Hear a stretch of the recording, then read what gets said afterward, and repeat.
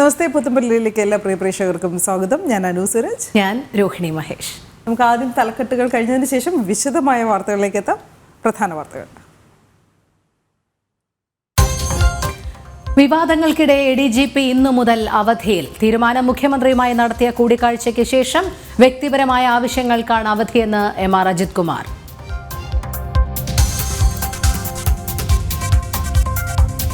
PV Anwar വിവാദങ്ങളിൽ പ്രതിസന്ധി ഒഴിയാതെ CPM. രേഖാമൂലം പരാതി നൽകിയാൽ എന്ത് ചെയ്യണമെന്നറിയാത്ത അവസ്ഥ.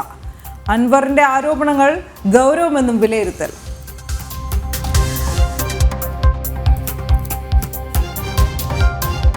തിരുവനന്തപുരം വിമാനത്താവളത്തിൽ വിമാനങ്ങൾ വൈകുന്നു. ഒരു വിഭാഗം ജീവനക്കാർ പണിമുടക്കിയത് പ്രതിസന്ധി. സമരം, ശമ്പള പരിഷ്കരണം, ബോണസ് എന്നിവ ആവശ്യപ്പെട്ട്.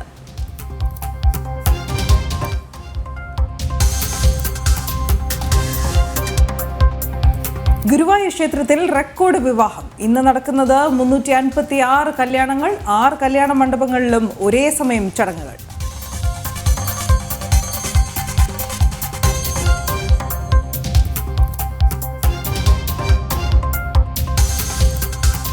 അനധികൃത കുടിയേറ്റക്കാർക്ക് പിടിവീഴും. നടപടി കടുപ്പിച്ച് അസം സർക്കാർ. NRC ചെയ്യാത്തവർക്ക് ആധാർ കാർഡില്ല. പുതിയ മാർഗനിർദ്ദേശം പുറപ്പെടുവിക്കുമെന്ന് മുഖ്യമന്ത്രി ഹിമന്ത ബിശ്വ ശർമ്മ.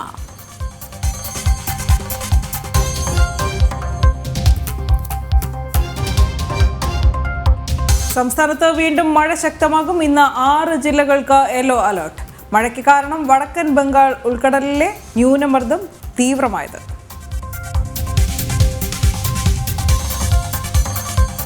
US ഓപ്പൺ വനിതാ കിരീടം സ്വന്തമാക്കി അരീന സബലങ്കെ. ഫൈനലിൽ കീഴടക്കിയത് അമേരിക്കയുടെ ജെസിക്ക പെഗുലയെ. ബെലാറൂസ് താരത്തിന്റെ 3ാം ഗ്രാൻഡ് സ്ലാം കിരീടം.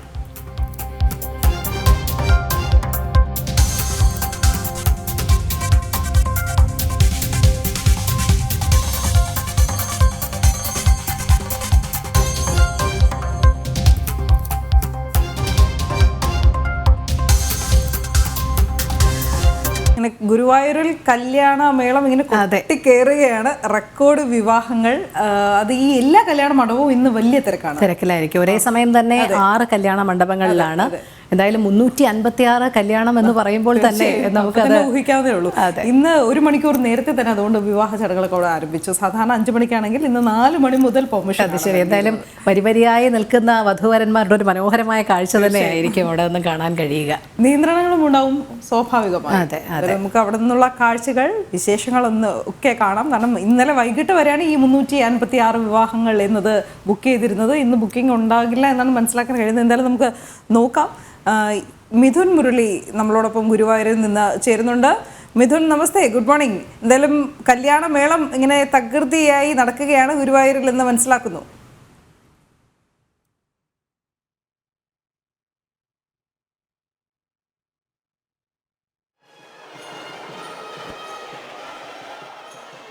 മിഥുൻ, ഗുരുവായൂരിൽ രാവിലെ മുതൽ തന്നെ ഇങ്ങനെ കല്യാണങ്ങൾ ഓരോന്നായി കഴിയുന്നു.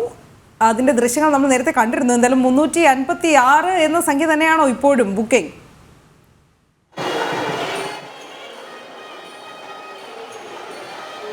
അനു, ഗുരുവായൂർ അമ്പലനടയിൽ വിവാഹിതരാകുക നവദമ്പതികളുടെ വലിയ സ്വപ്നമാണ്. ആ സ്വപ്ന സാക്ഷാത്കാരത്തിന് വേണ്ടി ഗുരുവായൂർ അമ്പലനടയിലേക്ക് എത്തിയിരിക്കുന്ന ദമ്പതികളെ കൊണ്ട് തിങ്ങി നിറച്ചിരിക്കുന്ന കാഴ്ചയാണ്. അവരുടെ സ്വപ്ന സാക്ഷാത്കാരത്തിന്റെ നിമിഷങ്ങളാണ് ഗുരുവായൂരപ്പന് മുന്നിൽ രാവിലെ മുതൽ നടന്നുകൊണ്ടിരിക്കുന്നത്. വെളുപ്പിനെ 4 മണി മുതൽ തന്നെ വിവാഹം ആരംഭിച്ചിട്ടുണ്ട്.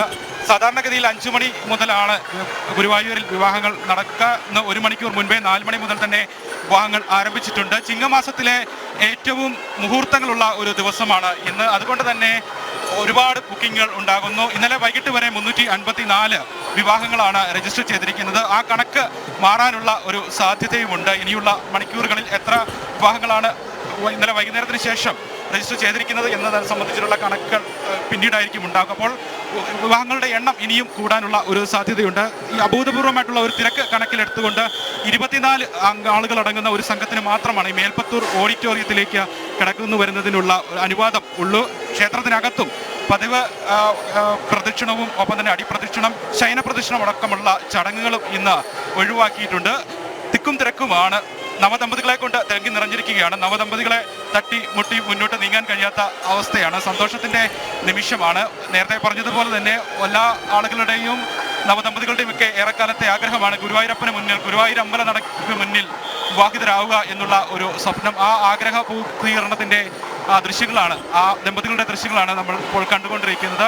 ഗണപതി ക്ഷേത്രത്തിന് സമീപത്ത് നിന്നും ഉള്ള പ്രത്യേകം തയ്യാറാക്കിയിരിക്കുന്ന പന്തലിൽ ടോക്കൺ എടുത്ത് അവിടെ കാത്തു നിൽക്കുന്നതിനുള്ള അവസരം, ഒരു ക്രമീകരണമാണ് ദമ്പതികൾക്കും കൂടെയുള്ള ആളുകൾക്കെല്ലാം ഒരുക്കിയിരിക്കുന്നത്. അതിനുശേഷം ടോക്കൺ ക്രമീകരിച്ചുകൊണ്ടാണ്, ടോക്കണിന്റെ നമ്പറിന്റെ അടിസ്ഥാനത്തിലാണ് ഓരോ ദമ്പതികളെയും ദമ്പതികളുടെ കൂടെയുള്ള 24 അംഗ സംഘത്തെയും മേൽപ്പത്തൂർ ഓഡിറ്റോറിയത്തിലേക്ക് കടത്തി വിട്ടുകൊണ്ടിരിക്കുന്നത്. അങ്ങനെ 4 മണി മുതൽ വിവാഹം ആരംഭിക്കുന്നു. അതിനുശേഷം ഓരോ ക്രമ നമ്പർ അനുസരിച്ച് ക്രമീകരണങ്ങളുടെ അടിസ്ഥാനത്തിൽ ടോക്കൺ അനുസരിച്ച് ദമ്പതികൾ മേൽപ്പത്തൂർ ഓഡിറ്റോറിയത്തിലേക്ക് കടന്നു വരികയും ചെയ്യുന്നു. 6 മണ്ഡപങ്ങൾ കലാകാരന്മാരെ 2 സംഘങ്ങളെ ഈ ഭാഗത്ത് ക്രമീകരിച്ചിട്ടുണ്ട്. ഒപ്പം ഇവിടേക്ക് എത്തി ഭഗവാനെ തൊഴുത് വിവാഹം പൂർത്തിയാക്കി തിരികെ മടങ്ങുകയാണ് ഓരോ സംഘത്തിലുമുള്ള ആളുകൾ. എന്തായാലും കഴിഞ്ഞ ദിവസങ്ങളിൽ തന്നെ 2 ദിവസമായിട്ട് ഗുരുവായൂരും പരിസര പ്രദേശങ്ങളിലുമെല്ലാം തന്നെ വലിയ തിക്കും തിരക്കും, ലോഡ്ജുകളും ഹോട്ടലുകളും എല്ലാം ആളുകളാൽ തിങ്ങി നിറഞ്ഞിരിക്കുകയാണ്. ഈ സമീപ പ്രദേശങ്ങളിൽ തന്നെയാണ് വിവാഹ സൽക്കാരത്തിനടക്കമുള്ള ക്രമീകരണങ്ങളും പലരും ഒരുക്കിയിരിക്കുന്നത്. അതുകൊണ്ട് തന്നെ വാഹനങ്ങളുടെയും ആളുകളുടെയും എല്ലാം ഒരു തിക്കും തിരക്കും ഒക്കെയാണ് ഈ പരിസരങ്ങളിലെല്ലാം, ക്ഷേത്ര പരിസരവുമായി ബന്ധപ്പെട്ട ഈ ഭാഗങ്ങളിലുള്ള വഴികളിലെല്ലാം അനുഭവപ്പെട്ടുകൊണ്ടിരിക്കുന്നത്. എന്തായാലും വളരെ സന്തോഷത്തോടു കൂടി ഈ ഒരു കാത്തിരുന്ന ഒരു മുഹൂർത്തത്തിന് വേണ്ടിയുള്ള നാളുകളായുള്ള ആളുകളുടെ കാത്തിരിപ്പെല്ലാം പൂർണ്ണതയിലേക്ക് എത്തുന്ന ആ നിമിഷം, ഗുരുവായൂരപ്പന് മുന്നിൽ വിവാഹിതരാകാനുള്ള ഒരു പുതിയ ജീവിതം ആരംഭിക്കാനുള്ള ആളുകളായിട്ടുള്ള കാത്തിരിപ്പ്, ഏറെ നാളുകളായിട്ടുള്ള ഒത്തൊരുമിച്ചുള്ള ജീവിതത്തിലേക്ക് ഗുരുവായൂരപ്പന്റെ മുന്നിൽ, ഗുരുവായൂരപ്പന്റെ സാന്നിധ്യത്തിൽ കടന്നു ചെല്ലാനുള്ള ആളുകളുടെ ആ സ്വപ്ന സാക്ഷാത്കാരത്തിൻ്റെയൊക്കെ ഒരു മുഹൂർത്തമാണ് ഈ ഒരു ദിവസം. ഇങ്ങനെ കല്യാണങ്ങൾ നീണ്ടു പോവുകയാണ്. ഓരോ വിവാഹവും കഴിയുമ്പോഴും അടുത്ത ആളുകളെ ഈ മണ്ഡപത്തിലേക്ക് കടന്നു വരാനുള്ള ആളുകളെ തയ്യാറെടുത്ത് സമീപത്ത് താൽക്കാലികമായി തയ്യാറാക്കിയിരിക്കുന്ന പന്തലിൽ, ക്രമീകരിച്ചിരിക്കുന്ന പന്തലിൽ കാത്തു നിൽക്കുന്ന സംഘങ്ങളുണ്ട്.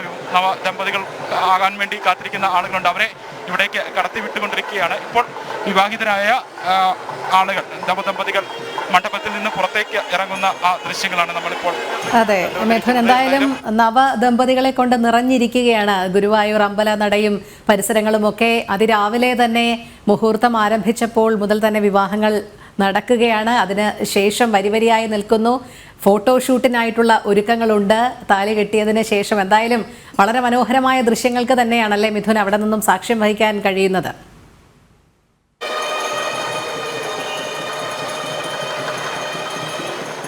രോഹിണി, നവദമ്പതികളെ കൊണ്ട് തിങ്ങി നിറഞ്ഞിരിക്കുന്ന, അല്ലെ തട്ടി മുട്ടി ദമ്പതികളും ദമ്പതികളുടെ കൂടെയുള്ള സംഘങ്ങളും സന്തോഷം നിറഞ്ഞ് ഇവിടുന്ന് മടങ്ങുന്ന ആളുകൾ, ഇവിടേക്ക് വിവാഹത്തിന് വേണ്ടി എത്തുന്ന ആളുകൾ, കാത്തു നിൽക്കുന്ന ആളുകൾ, കാത്തിരിപ്പ് രാവിലെ മുതൽ തന്നെ അണിഞ്ഞൊരുങ്ങി കാത്തു നിൽക്കുന്ന ആളുകൾ, ഫോട്ടോഷൂട്ട് നടത്തുന്ന കാഴ്ചകൾ, അങ്ങനെയുള്ള ദൃശ്യങ്ങളാണ് ഈ ഗുരുവായൂർ ക്ഷേത്രത്തിലും പരിസര പ്രദേശങ്ങളിൽ നിന്നെല്ലാം നമുക്ക് കാണാൻ കഴിയുന്നത്. ഒപ്പം തന്നെ കിലോമീറ്ററുകൾ അപ്പുറത്തേക്ക് വാഹനങ്ങളുടെ വലിയ ക്യൂ ഉണ്ട്.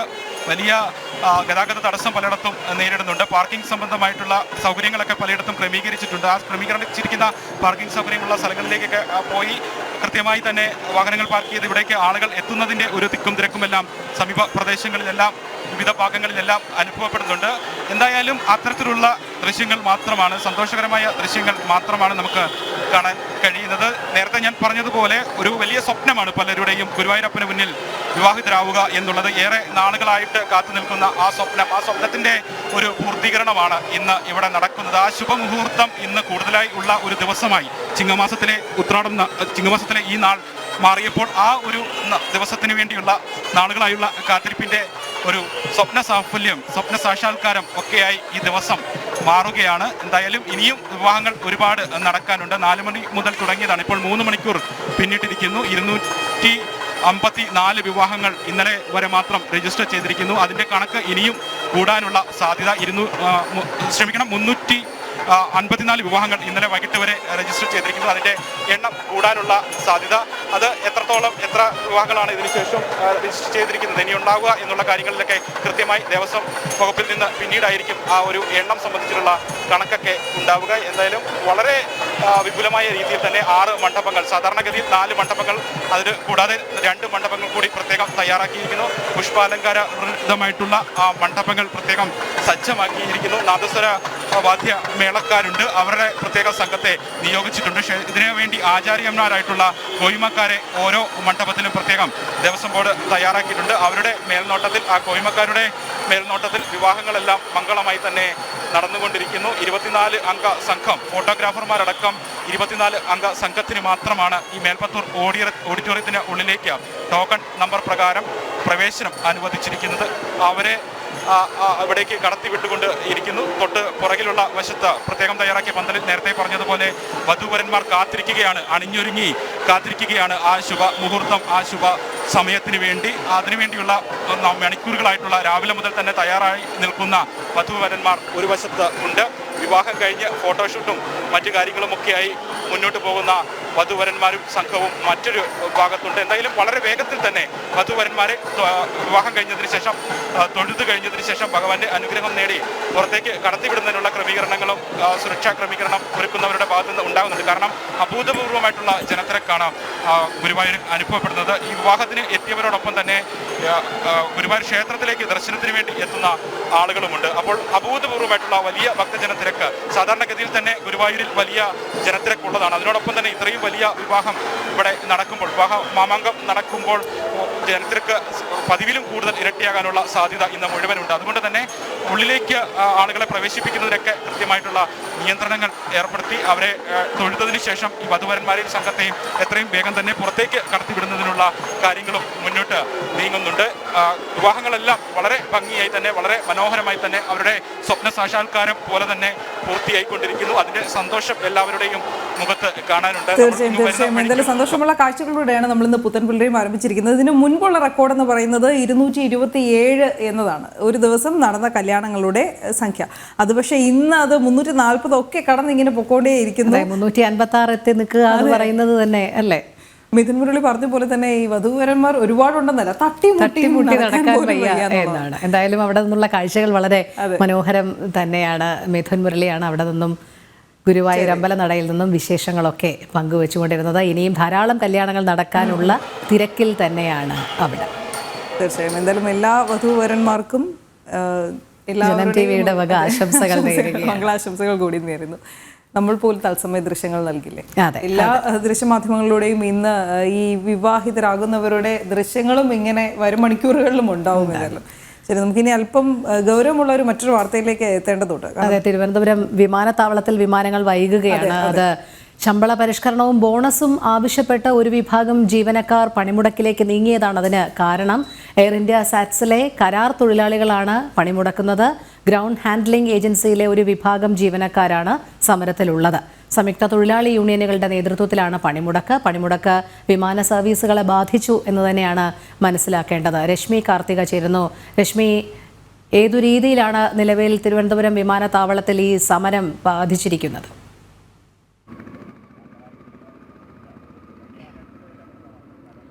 സമരം ഇപ്പോഴും തുടരുകയാണ്. ഇന്നലെ രാത്രിയോടുകൂടി ആരംഭിച്ച സമരമാണ്. ഇന്നലെ രാത്രി 10 മണിക്ക് ആരംഭിച്ച സമരമാണ് ഇപ്പോഴും തുടർന്നുകൊണ്ടിരിക്കുന്നത്. തിരുവനന്തപുരം വിമാനത്താവളത്തിലെ ഇത്തരത്തിൽ ഗ്രൗണ്ട് ഹാൻഡിൽ ചെയ്യുന്ന ജീവനക്കാരുടെ സമരമാണ്. നമുക്ക് ദൃശ്യങ്ങളിൽ കാണാം. സംയുക്തമായിട്ടാണ് വിവിധ തൊഴിലാളി സംഘടനകൾ സംയുക്തമായിട്ടാണ് ഈ സമരം നടത്തുന്നത്. പ്രധാനപ്പെട്ട ആവശ്യം ഇവർക്ക് ശമ്പള പരിഷ്കരണം, ബോണസും നൽകണം എന്നുള്ളതാണ് ഇവർ പ്രധാനമായും ആവശ്യം ഉന്നയിക്കുന്നത്. ഇതിൽ ഏറ്റവും പ്രധാനപ്പെട്ട കാര്യം ഇത് വിമാന യാത്രക്കാരെ വലിയ രീതിയിൽ ബുദ്ധിമുട്ടിലാക്കുന്നു എന്നുള്ളതാണ്. കഴിഞ്ഞ ദിവസം തന്നെ ഈ ഒരു വിമാനം ഇവിടേക്ക് എത്തുന്നത്, ഓരോ വിമാനങ്ങളും എത്തിയതിനു ശേഷം യാത്രക്കാർ ഉൾപ്പെടെ പുറത്തേക്ക് ഇറങ്ങുന്നതിന് ഒരുപാട് സമയം എടുത്തു എന്നുള്ളതാണ്, കാലതാമസം എടുത്തു എന്നുള്ളതാണ് അവർ പുറത്തേക്ക് ഇറങ്ങുന്നതിനൊക്കെ. കാരണം ഈ ഗ്രൗണ്ട് ഹാൻഡ്ലിംഗ് ചെയ്യുന്നവരാണ് ഈ തൊഴിലാളികൾ, ഒരു വിഭാഗം തൊഴിലാളികൾ. അതുകൊണ്ട് ഈ എയർപോർട്ടിൽ എത്തിയതിനു ശേഷം പിന്നീട് അവർക്ക് പുറത്തേക്ക് കടക്കണമെങ്കിൽ ചില നടപടികൾ പൂർത്തീകരിക്കേണ്ടതായിട്ടുണ്ട്. അത്തരം നടപടികൾ പൂർത്തീകരിക്കുന്നതിൽ കാലതാമസം കാലതാമസം ഉണ്ടായി എന്നുള്ളതാണ്.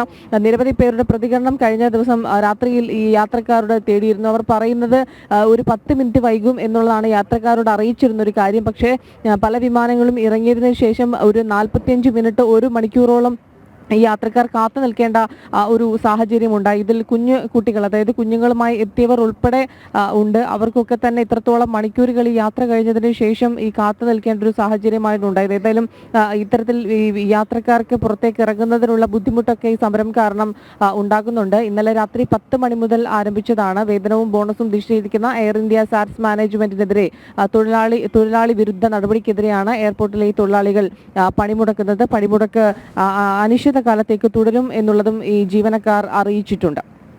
രോഹിണി. അതെ, എന്തായാലും ഇതിപ്പോൾ നിലവിൽ വലിയ രീതിയിൽ തന്നെയാണ് ബാധിച്ചിരിക്കുന്നത് വിമാന സർവീസുകളെ അടക്കം. ഇത് ഒത്തുതീർപ്പിലെത്തിക്കാൻ, സമവായത്തിലെത്തിക്കാനുള്ള ഏതെങ്കിലും ചർച്ചകൾ ഇന്ന് തന്നെ ഉണ്ടാകുമെന്ന് കരുതാമോ രശ്മി?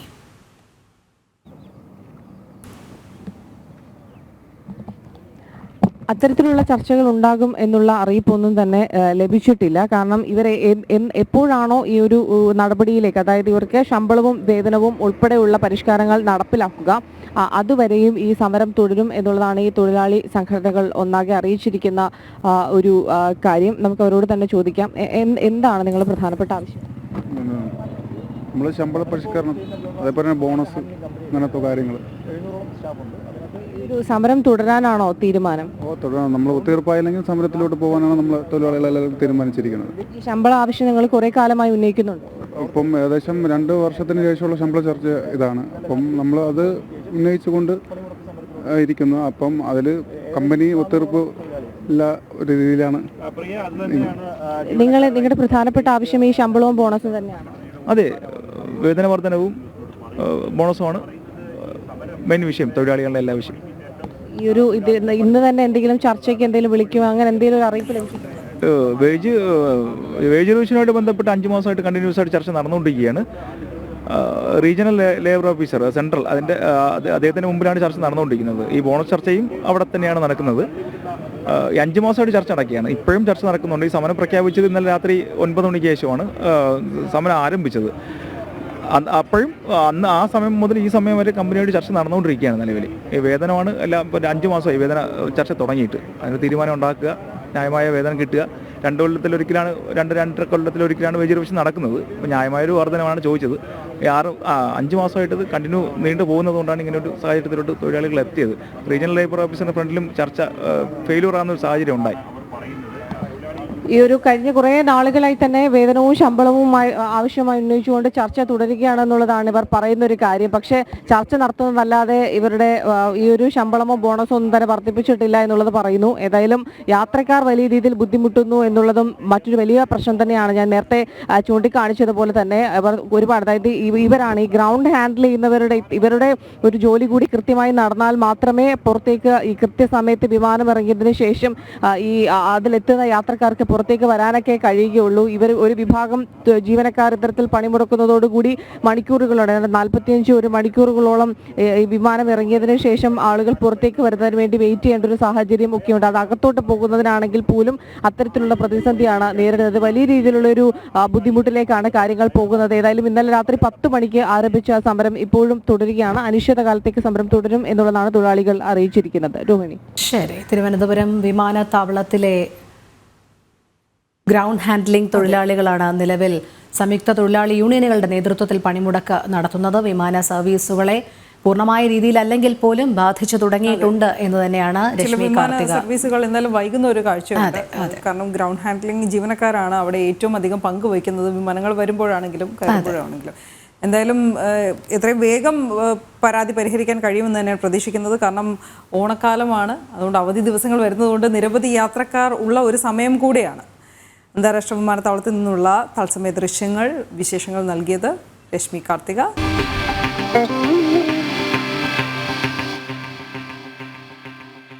നമുക്ക് ദേശീയ വാർത്തകളിലേക്കാണ് എത്തേണ്ടത്. ഡൽഹിയിലേക്ക് എത്താം. സ്നാതകോപൻ നമ്മളോടൊപ്പം ചേരുന്നുണ്ട്. കാരണം അനധികൃത കുടിയേറ്റക്കാർക്ക് എതിരെ അസം സർക്കാർ നടപടി കടുപ്പിച്ചിരിക്കുന്ന ഒരു സാഹചര്യം NRC ചെയ്യാത്തവർക്ക് ഇനി മുതൽ ആധാർ കാർഡ് അനുവദിക്കില്ല എന്ന് കർശനമായി പറഞ്ഞിരിക്കുകയാണ് മുഖ്യമന്ത്രി ഹിമന്ത ബിശ്വ ശർമ്മ. ആധാർ കാർഡുകൾ നൽകുന്നതിന് പുതിയ മാർഗനിർദ്ദേശം കൂടി സംസ്ഥാന സർക്കാർ പുറപ്പെടുവിക്കുമെന്ന് അദ്ദേഹം പറഞ്ഞിട്ടുണ്ട്. എന്ത് സാഹചര്യത്തിലാണെന്ന് പരിശോധിക്കണം. Nandan, good morning. എന്തായാലും ഹിമന്ത ബിശ്വ ശർമ്മയുടെ പ്രസ്താവന ഏത് സാഹചര്യത്തിലാണ്?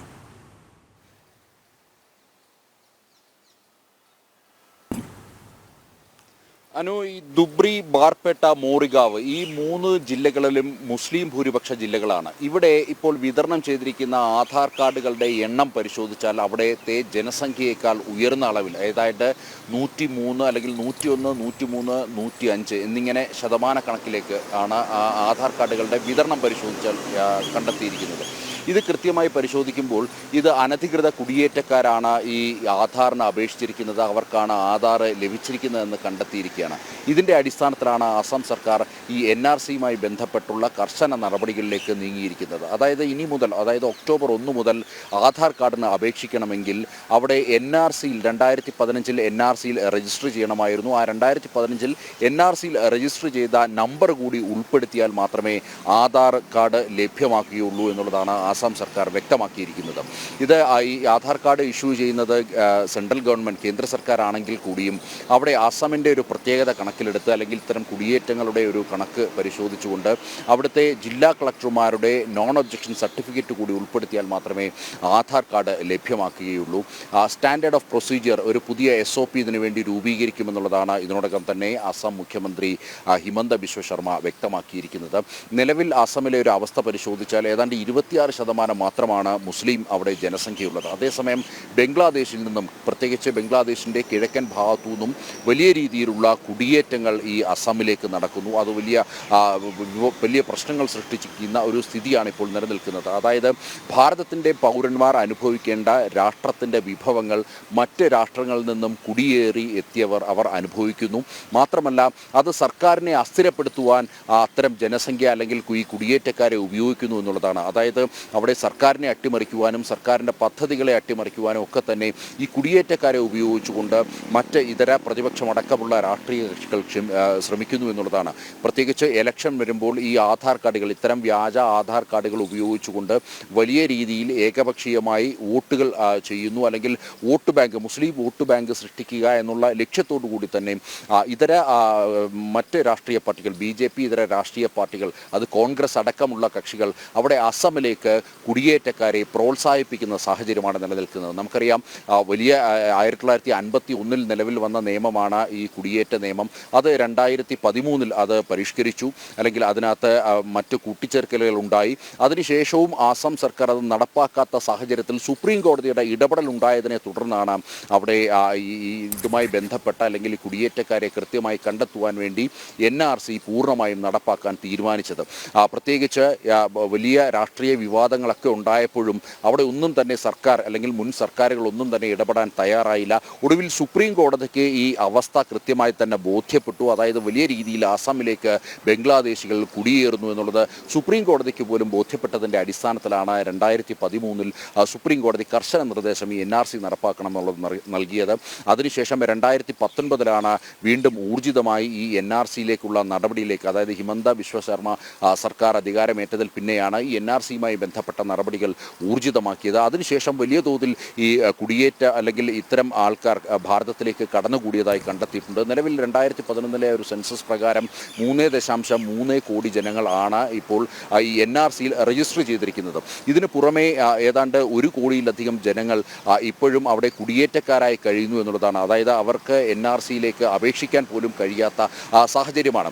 എന്നാൽ അതിനെ മുസ്ലിം വേട്ട എന്ന് മുദ്ര കുത്തിക്കൊണ്ട് ഇടതുപക്ഷവും അതേപോലെ തന്നെ കോൺഗ്രസും വോട്ട് ബാങ്ക് സൃഷ്ടിക്കുവാൻ, അല്ലെങ്കിൽ അവിടെ രാഷ്ട്രീയ താല്പര്യം മുൻനിർത്തിക്കൊണ്ട് അവിടെ ഒരു വലിയ വോട്ട് ബാങ്ക് സൃഷ്ടിച്ചുകൊണ്ട് ഒരു സർക്കാരിനെ അവിടെ അസ്ഥിരപ്പെടുത്തുവാനുള്ള ശ്രമങ്ങൾ നടക്കുന്നു എന്നുള്ളതാണ് യാഥാർത്ഥ്യം. അതേസമയം ഈ NRCയുമായി ബന്ധപ്പെട്ട നടപടികൾ കൂടുതൽ കർശനമാക്കി തന്നെ മുന്നോട്ട് പോകാൻ തന്നെയാണ് അസം സർക്കാരിൻ്റെ തീരുമാനം.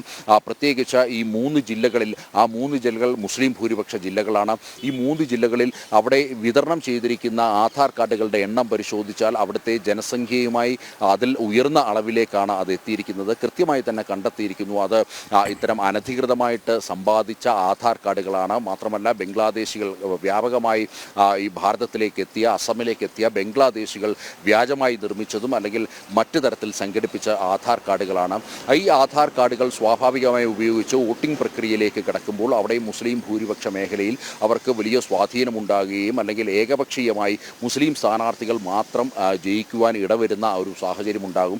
ഇത് പൊതുവെ സംസ്ഥാനത്തിൽ ഒരു അരക്ഷിതാവസ്ഥ ഉണ്ടാക്കുമെന്നുള്ള ഉത്തമ ബോധ്യത്തിൻ്റെ അടിസ്ഥാനത്തിൽ കൂടിയാണ് അവിടെ സുപ്രീം കോടതി 2013 ഇടപെടേണ്ട സാഹചര്യം ഉണ്ടായിരുന്നത്. ഏതായാലും ഇപ്പോൾ ആർജവമുള്ള ഒരു സർക്കാർ എത്തിയപ്പോഴാണ് ഈ NRCയുമായി ബന്ധപ്പെട്ട നടപടികൾ അവിടെ അസമിൽ ഊർജിതമാക്കിയതും ഇതുമായി ബന്ധപ്പെട്ട് ഇപ്പോൾ ഒരു സ്റ്റാൻഡേർഡ് ഓപ്പറേറ്റിംഗ് പ്രൊസീജിയർ അവിടെ രൂപീകരിക്കുവാൻ വേണ്ടി സർക്കാർ തീരുമാനിച്ചതും. അനു, തീർച്ചയായും നന്ദൻ ചൂണ്ടിക്കാട്ടിയത് വളരെ ശ്രദ്ധേയമാണ്. കാരണം ബംഗ്ലാദേശിൽ ഇപ്പോൾ രാഷ്ട്രീയ അസ്ഥിരത അല്ലെങ്കിൽ ഒരു സംഘർഷ സാഹചര്യം ഉടലെടുത്തതോടുകൂടി അതിർത്തി കഴിഞ്ഞുള്ള നുഴഞ്ഞുകയറ്റത്തെക്കുറിച്ച് വലിയ രീതിയിൽ നമ്മൾ ചർച്ചയാക്കിയിരുന്നു. അതിന് പ്രത്യേക ജാഗ്രത കേന്ദ്ര സർക്കാർ നൽകിയിരുന്നതുമാണ്. എന്തായാലും ഇത് കർശനമായി ഇല്ലാതാക്കുന്ന ഒരു സാഹചര്യം വേണ്ടതാണ്. അത് തിരിച്ചറിഞ്ഞുകൂടിയാണ് അസം സർക്കാരിൻ്റെ ഈ സമയോചിത ഇടപെടൽ. അതെ, തീർച്ചയായും. കാരണം വടക്ക് കിഴക്കൻ മേഖല കേന്ദ്രീകരിച്ച് പല വിധ്വംസക പ്രവർത്തനങ്ങളും നടക്കുന്നുണ്ട്. അതെല്ലാം ഈ അതിർത്തി കടന്നുള്ള കുടിയേറ്റക്കാർ ഉണ്ടാക്കുന്നതാണ് എന്നുള്ള ഒരു സൂചനയും വരുന്നതിൻ്റെ അടിസ്ഥാനത്തിൽ എന്തായാലും അസം സർക്കാർ നടപടി കടുപ്പിക്കുന്നതിലൂടെ അനധികൃത കുടിയേറ്റക്കാരുടെ മേലൊരു പിടി വീഴുമെന്നുള്ള കാര്യത്തിൽ സംശയമില്ല. നിരവധി പ്രേക്ഷകർ നമുക്ക് ഈ സന്ദേശങ്ങൾ അയച്ചുകൊണ്ടിരിക്കുന്നു. അതിനിടയിൽ ശ്രീ സന്ദീപ് പറഞ്ഞിട്ടുണ്ട്, പുത്തൻ പുലരിയിൽ പതിവില്ലാത്ത ഒരാളാണല്ലോ ഇന്ന് വന്നിരിക്കുന്നത് രോഹിണിജി. സാധാരണ ഡിബേറ്റിൽ ഇങ്ങനെ പുലിയായിട്ട് വന്നുകൊണ്ടേ ഇരിക്കുകയായിരുന്നു. അപ്പോഴാണ് ഞങ്ങൾ അത് വേണ്ട, ഇടയ്ക്കൊന്ന് വന്നിട്ട് പോകുമെന്ന് പറഞ്ഞ് നിർബന്ധിച്ച് പിടിച്ചു വലിച്ച് കൊണ്ടുവരുന്നത്. ശരി, എന്തായാലും ഈ പ്രേക്ഷകരുടെ സ്നേഹം അത് ഞങ്ങൾ കാണുന്നുണ്ട്. പക്ഷേ ഈ വാർത്തകൾ ഒന്നിനു പുറകെ ഒന്നായി വന്നുകൊണ്ടിരിക്കുകയാണ്. ഇന്ന് വളരെ സജീവമായ ഒരു വാർത്താ പ്രഭാതം തന്നെയാണ്. എന്തായാലും അനു, നമുക്കറിയാം ഏറെ വിവാദം സൃഷ്ടിച്ച ADGPയുമായി ബന്ധപ്പെട്ട വാർത്ത തന്നെയാണ്. ഇന്ന് മുതൽ അവധിയിൽ ADGP പ്രവേശിക്കുകയാണ്. കഴിഞ്ഞ ദിവസം മുഖ്യമന്ത്രിയുമായി നടത്തിയ കൂടിക്കാഴ്ചയ്ക്ക് ശേഷമാണ് അവധിയിൽ പ്രവേശിച്ചത്. PV അൻവറിന്റെ ആരോപണങ്ങൾക്ക് പിന്നാലെ വിവാദങ്ങൾ മുറുകുന്ന സാഹചര്യത്തിലാണ് അവധിയിൽ പ്രവേശിച്ചത് എന്നാണ് സൂചന. അതേസമയം വ്യക്തിപരമായ ആവശ്യങ്ങൾക്കായി താൻ നേരത്തെ അവധി അപേക്ഷ നൽകിയിരുന്നതായാണ് അജിത് കുമാർ പറയുന്നത്. രശ്മി കാർത്തിക ചേരുന്നുണ്ട് വിവരങ്ങൾ നൽകുന്നതിനായി. രശ്മി, എന്തായാലും വിവാദങ്ങളുടെ പശ്ചാത്തലത്തിൽ അജിത് കുമാർ ഇന്നു മുതൽ അവധിയിൽ പ്രവേശിക്കുകയാണ്. വ്യക്തിപരമായ കാരണങ്ങളാലാണ് അവധിയിൽ പ്രവേശിക്കുന്നത് എന്ന് അജിത് കുമാർ പറയുന്നുണ്ടെങ്കിൽ പോലും അതിന് പിന്നിലുള്ള സാഹചര്യങ്ങൾ നമുക്ക് വിലയിരുത്താവുന്നതേ ഉള്ളൂ. അതുകൊണ്ട് തന്നെ നിലവിലുള്ള വിവാദങ്ങളൊന്ന് ശമിപ്പിക്കുന്നതിനും അതുമായി ബന്ധപ്പെട്ടുള്ള വലിയ മറ്റ് വാർത്തകൾക്കൊന്നും ഇടയാക്കാതെ തൽക്കാലം ചുമതലയിൽ നിന്ന് മാറി നിൽക്കാം എന്നുള്ള അനുമാനത്തിൽ തന്നെയാണോ ADGP ഇപ്പോൾ മാറി നിൽക്കുന്നത്?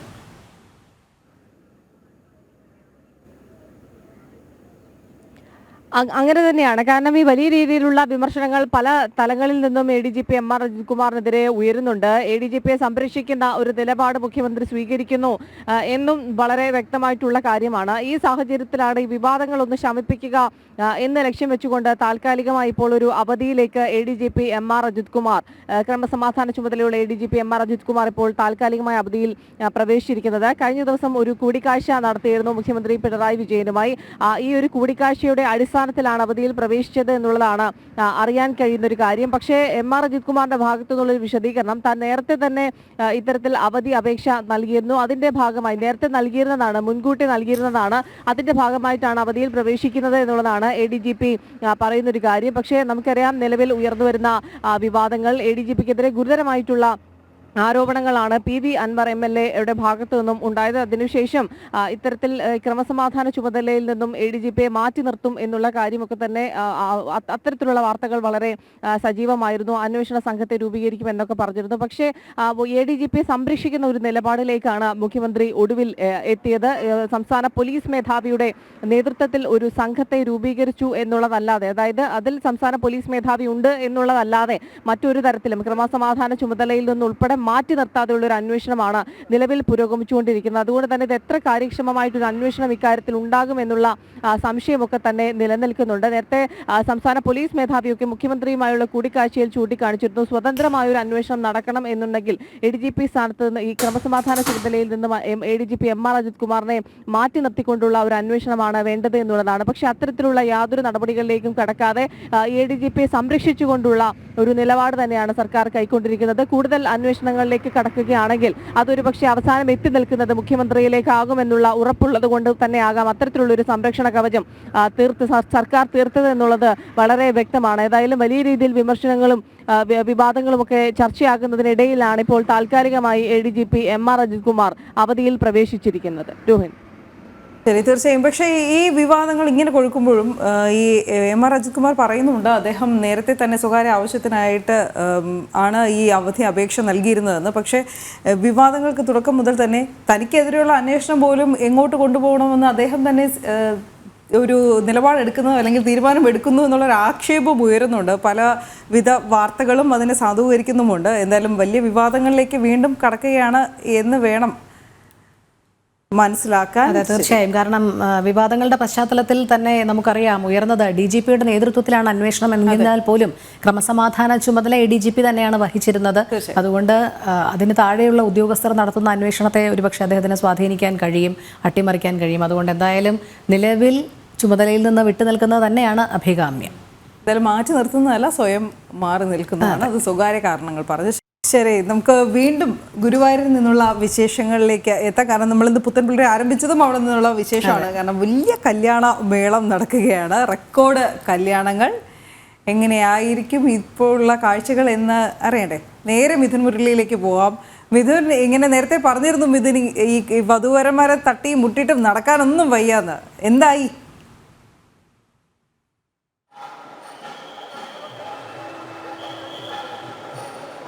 അനു, ഇപ്പോഴും നേരത്തെ പറഞ്ഞതുപോലെ തന്നെയുള്ള സമാനമായ അവസ്ഥ തന്നെയാണ്. ഇന്ന് ഉച്ചവരെയൊക്കെ ഈ സമാനമായ രീതിയിൽ തന്നെയായിരിക്കും ഗുരുവായൂരിലെ അവസ്ഥ എന്ന് തന്നെ പറയാം.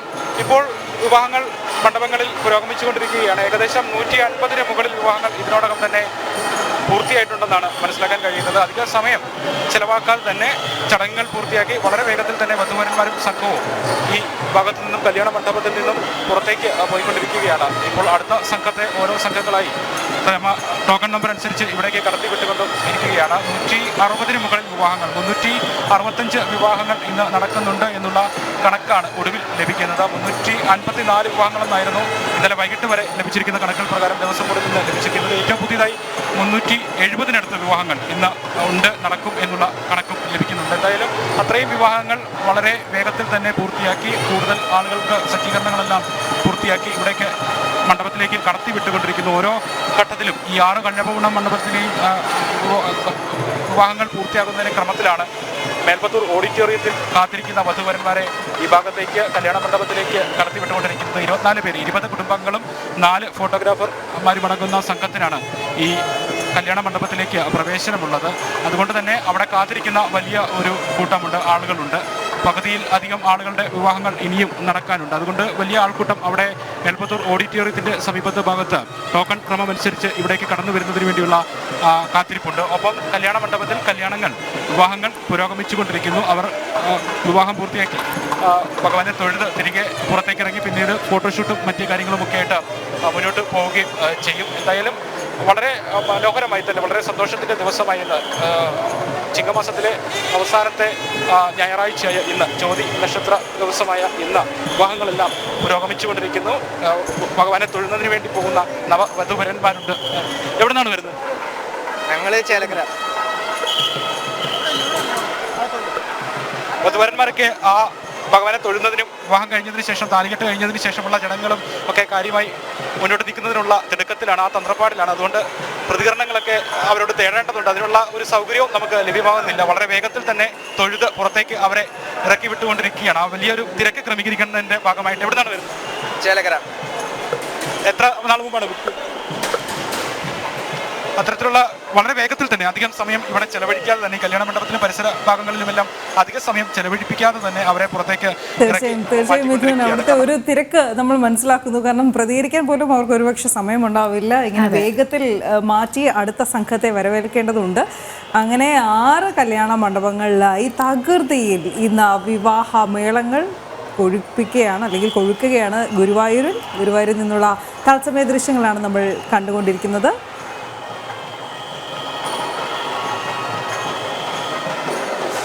നമുക്കിനി മറ്റ് വിശേഷങ്ങളിലേക്ക് പോകേണ്ടതുണ്ട്. ചിങ്ങമാസമാണ്, ചിങ്ങം പിറന്നാൾ ഇങ്ങനെ പ്രധാന മുഹൂർത്തങ്ങളൊക്കെ വരവായി. അതുകൊണ്ട് തന്നെ വലിയ വിശേഷപ്പെട്ട ദിവസങ്ങൾ ഇനിയിപ്പോൾ തുടർന്നങ്ങോട്ട് ഓണവിശേഷങ്ങൾ തന്നെയാണ്. എന്തായാലും നമുക്ക് അതുമായി ബന്ധപ്പെട്ട വാർത്തകൾ തന്നെ കാണാം അല്ലേ. പൊന്നോണം വരവായി.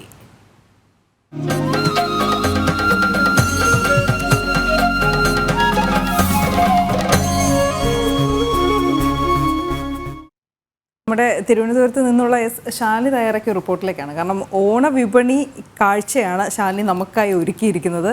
അത് ഈ തിരക്ക് പിടിച്ച ജീവിതമാണല്ലോ നമ്മുടെ ഒക്കെ. അതുകൊണ്ട് ഒരു പുത്തൻ അതിഥിയുടെ വരവ് ശാലിനി പ്രത്യേകമായി നോട്ട് ചെയ്ത് നമുക്കായി ഒരുക്കിയിരിക്കുകയാണ്. പൂവിറുത്ത പൂക്കളം ഇടുന്നതിന് പകരം ആശ്വാസമായി എന്നൊക്കെ പറയുന്നുണ്ട്. പക്ഷെ ആശ്വാസമാണോ അതോ എന്താണെന്ന് അറിയില്ല. പക്ഷേ ഇൻസ്റ്റൻറ്റ് അത്തപ്പൂക്കളം, അതേക്കുറിച്ചുള്ള വാർത്ത റിപ്പോർട്ടിലേക്കാണ് നമ്മൾ ഇനി എത്തുന്നത്. റെഡി ടു ഈറ്റ് പായസത്തിനും ഉപ്പേരിക്കും പിന്നാലെയാണ് ഓണവിപണി കീഴടക്കിയുള്ള ഇൻസ്റ്റൻറ്റ് പൂക്കളം വിൽപ്പന.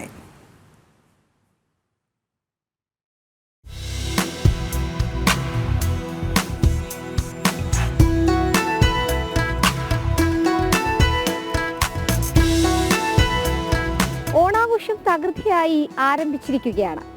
ഈ ഇൻസ്റ്റന്റ് ഓണക്കാലത്ത് ഇൻസ്റ്റന്റായി തന്നെ എല്ലാം കൈകളിലേക്ക് എത്തും. അത്തപ്പൂക്കളവും പപ്പടവും പായസവും മുതൽ മാവേലി വരെ ഇൻസ്റ്റന്റായി വീടുകളിലേക്ക് എത്തുകയാണ്. അത്തം തെളിഞ്ഞതോടെ സജീവമായ ഓണവിപണിയിൽ പുത്തൻ അതിഥികൾ എത്തിക്കൊണ്ടിരിക്കുകയാണ്. ഉപ്പേരിയും പായസവും എത്തിയ അതേ വിപണി ഇന്ന് കീഴടക്കിയിരിക്കുന്നവർ റെഡി ടു അത്തപ്പൂക്കളങ്ങളാണ്. ട്രിവാൻഡ്രത്ത് ഇത് ആദ്യമായിട്ടാണ് ഈ സംഭവം കൊണ്ടുവരുന്നത്. അതും ഒരിടത്തും ഒരു കടകളിലും ഈ അത്തപ്പൂക്കളം ഇല്ല. ജി കളക്ഷനിലല്ലാതെ വേറൊരിടത്തും ഇല്ല. ഇന്നലെയും നമ്മുടെ മുതലാളി എറണാകുളത്തൊക്കെ പോയി ഇതിനെ അന്വേഷിച്ച് നടന്നു. ഈ സാധനം കിട്ടാനേ ഇല്ല. ഇത് ബാംഗ്ലൂർ മാത്രമേ ഉള്ളൂ. അങ്ങനെ അവിടെ നിന്നൊക്കെ വരുന്നതാണ്. ഞങ്ങൾ 10-60 പീസ് വരെ എടുത്തിട്ടിരുന്നു. ഇപ്പോൾ ഒരു 10 പീസിനകത്തേ ഉള്ളൂ. ഈ വർഷമാണ് ഇത് സ്റ്റാർട്ട് ചെയ്തത്. അത് ഞങ്ങളുടെ കടയിൽ മാത്രമേ, ജി കളക്ഷനിൽ മാത്രമേ ഉള്ളൂ. 650 രൂപ മുതൽ 700 രൂപ വരെയാണ് വിപണിയിൽ ഇവരുടെ വില. ബംഗളൂരുവിൽ നിന്ന് നേരിട്ടെത്തിച്ചാണ് തലസ്ഥാനത്തും ഇൻസ്റ്റന്റ് അത്തപ്പൂക്കള വിപണി സജീവമായിരിക്കുന്നത്. ആദ്യമായി തലസ്ഥാനത്തെത്തിയ അതിഥിക്ക് ആവശ്യക്കാരും ഏറെയാണ്. ഇത് ഞങ്ങൾക്ക് റെസ്റ്റോറൻറ്റ് അങ്ങനെയുള്ള സ്ഥാപനങ്ങളെല്ലാം ഇത് അന്വേഷിച്ച് വരുന്നുണ്ട് ഞങ്ങളുടെ അടുത്ത്. ഇതിൻ്റെ വില 700 രൂപയാണ്. ചിലപ്പം മാറുമായിരിക്കും, റേറ്റ് മാറുമായിരിക്കും. സാധനം കിട്ടാതെ വരുമ്പോഴത്തേക്കും, മൂല്യം കൂടുമ്പോഴത്തേക്ക് റേറ്റ് ചിലപ്പം കൂടി വരും. വിവിധ നിറത്തിൽ ഒറിജിനൽ പൂക്കളത്തെ വെല്ലുന്ന പൂക്കളം, പച്ചയും ചുവപ്പും മഞ്ഞയുമെല്ലാം നിറഞ്ഞ നല്ല അസൽ പൂക്കളങ്ങളാണ് വിപണിയിൽ ഉള്ളത്. ഫ്ളാറ്റുകളിലും മുറ്റമില്ലാത്തവർക്കും ഇനി ഇത്തരം പൂക്കളം ഉപകാരമാകും. കൂടാതെ ഓണത്തപ്പനും ഓലക്കുടിയുമെല്ലാം വിപണിയിൽ താരങ്ങളാകുന്നുണ്ട്. മാറുന്ന കാലത്തിൽ മാറ്റത്തിന്റെ ഇൻസ്റ്റന്റ് അത്തപ്പൂക്കളമാണ് ഇത്തവണ ഓണം സ്പെഷ്യൽ. ഫ്ളാറ്റുകളിലും കുഞ്ഞു വില്ലകളിലും ഒക്കെ താമസിക്കുന്നവർക്ക് പൂക്കളിറക്കാതെ ഇത്തരം കുഞ്ഞൻ അത്തപ്പൂക്കളം വീടുകളിൽ തയ്യാറാക്കാം. ക്യാമറമാൻ വിവേക് നേമത്തോടൊപ്പം എസ് ശാലിനി, ജനം, തിരുവനന്തപുരം. എന്തായാലും വളരെ പെട്ടെന്ന് ഒരു അത്തപ്പൂക്കളം ഇടണമെങ്കിൽ ഇത് വളരെ ഉപകാരപ്രദമായിരിക്കും അല്ലേ. രാവിലെ ഇപ്പോൾ ജോലിക്കൊക്കെ പോകുന്ന വീട്ടമ്മമാരെ സംബന്ധിച്ച് ഇടത്തോളം അത്തം തുടങ്ങി 10 നാൾ, അതെ 10 നാൾ അത്തപ്പൂക്കളം ഇടണമല്ലോ. ഇതാണെങ്കിൽ ഒന്ന് നമ്മുടെ നടുമുറ്റത്തേക്ക് അങ്ങ് വിരിച്ചിട്ടാൽ മതി. എന്തായാലും ഓണക്കാലത്ത് ഇനി ഓണക്കളികളുടെ കാഴ്ചകൾ കൂടിയുണ്ട്. അത്തരത്തിലുള്ള ഓണക്കളികളിൽ പ്രധാനപ്പെട്ട ഒന്നാണ് ഈ പകിടകളി. കോട്ടയം കുറിച്ചിയിൽ കർക്കിടകത്തിൽ ആരംഭിക്കുന്ന പകിടകളി ഉത്രാടത്തിനാണ് കലാശിക്കുക. പകിടക്കളം ഉഷാറാണ്.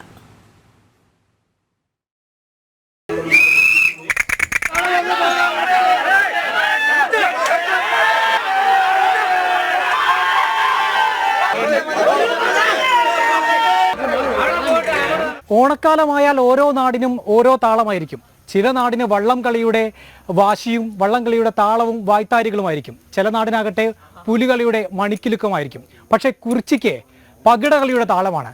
അതായത് ഈ പകിടക്കളത്തിൽ വാശിയും വീറുമെല്ലാം അത്യുന്നതിയിലെത്തുന്ന പകിടക്കളത്തിലെ ഓണാവേശം.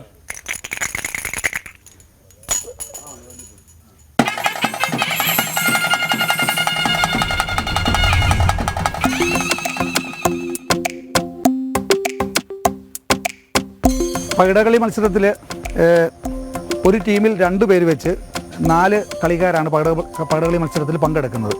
അവർ എതിർദിശയിൽ, ഒരു ടീമിലെ അംഗങ്ങൾ എതിർദിശയിലായിട്ടാണ് ഇരിക്കുന്നത്. പകിടയിൽ 1 മുതൽ 1, 3, 6, 4 എന്നിങ്ങനെയാണ് എണ്ണങ്ങൾ ആലേഖനം ചെയ്തിരിക്കുന്നത്. രണ്ട് പകിട ചേർത്ത് വെച്ചിട്ടാണ് പകിട കളിക്കുന്നത്. രണ്ട് ടീമിൻ്റെയും ഈ കായ് വീഴുന്നതനുസരിച്ച് 4 കായ്കളും ഇതിനുള്ളിലേക്ക് കയറും. ഓപ്പോസിറ്റ് ഇരിക്കുന്ന ടീമിൻ്റെയും 4 കായ്കളും ഉള്ളിലേക്ക് കയറും. അങ്ങനെ ഈ കായ്കൾ ഇങ്ങനെ മൂവ് ചെയ്ത് രണ്ട് ടീമിൻ്റെ ഇങ്ങനെ മൂവ് ചെയ്ത് ഇങ്ങനെ വന്നിട്ട് ഇപ്പം ഈ സൈഡിൽ നിന്ന് കയറുന്ന ആളുടെ ആണെങ്കിൽ ഇവിടുന്ന് അടുത്ത കളത്തിൽ ഇങ്ങനെയാണ് കയറുന്നത്. ഇങ്ങനെ കയറുക, ഇങ്ങനെ കയറി ഇങ്ങനെ വന്നു 4 കായ്കൾ ഇതിനുള്ളിലേക്ക് വരും.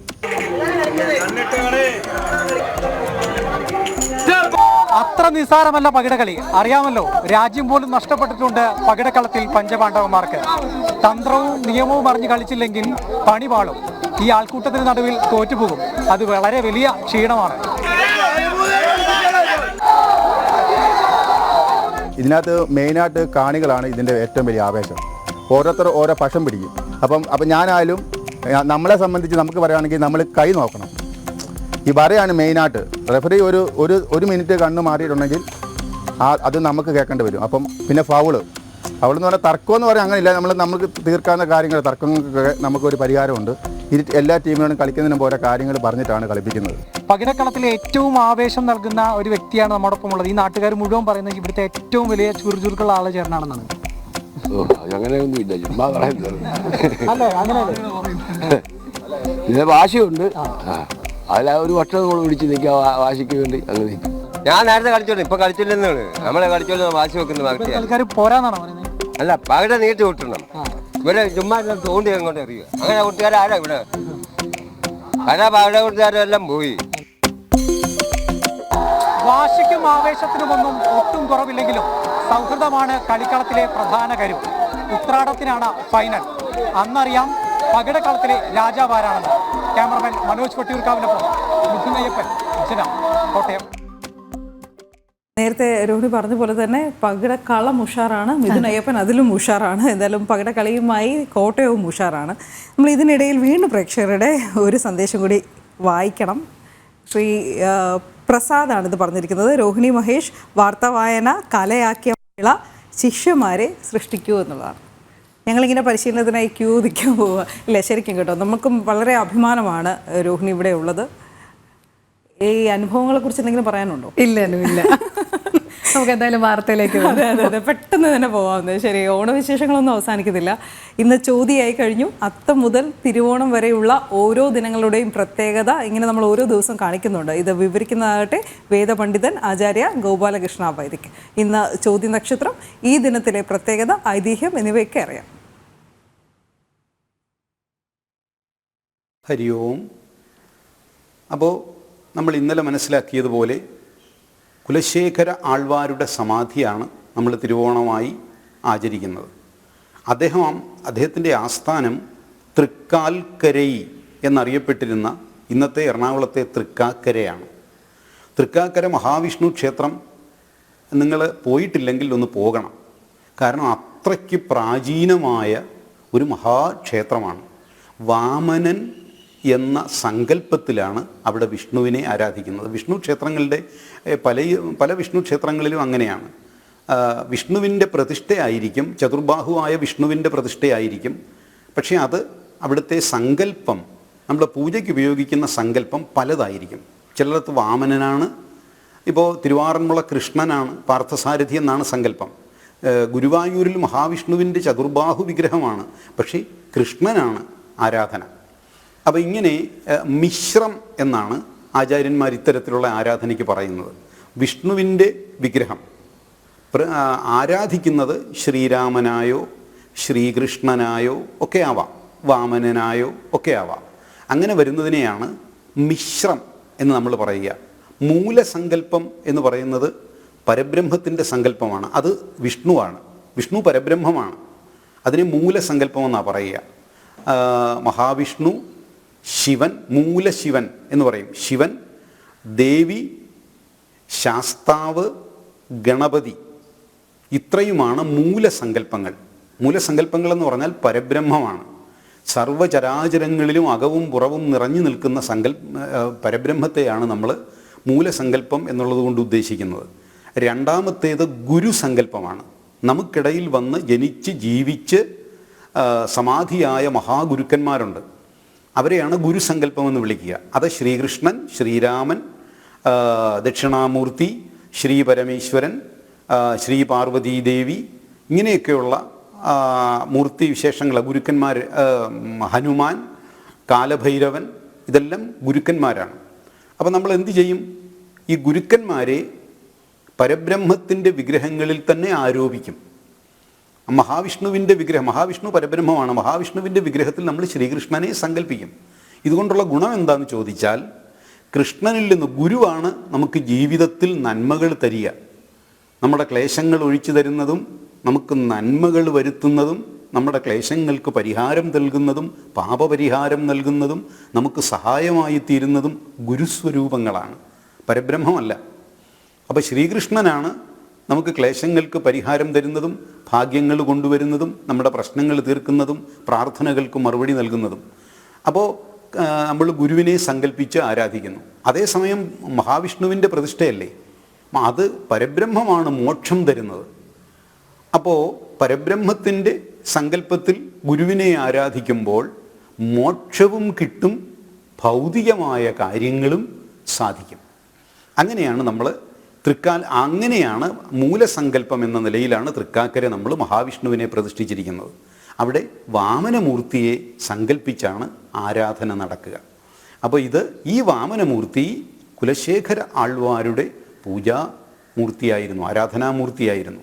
അതുകൊണ്ടാണ് തൃക്കാക്കരയ്ക്ക് ഓണവുമായി ബന്ധപ്പെട്ട കാര്യങ്ങളിൽ വലിയ പ്രാധാന്യമുണ്ടാകുന്നത്. അപ്പോൾ പിന്നെ ഭാഗവതത്തിലെ മഹാബലിയുടെ കഥയോ, അത് നമുക്ക് നാളെ മനസ്സിലാക്കാം. എല്ലാവർക്കും നന്മയുണ്ടാവട്ടെ.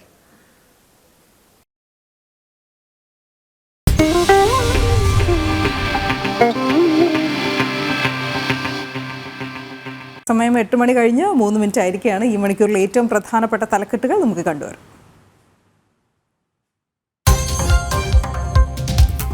വിവാദങ്ങൾക്കിടെ ADGP ഇന്നു മുതൽ അവധി. തീരുമാനം മുഖ്യമന്ത്രിയുമായി നടത്തിയ കൂടിക്കാഴ്ചയ്ക്ക് ശേഷം.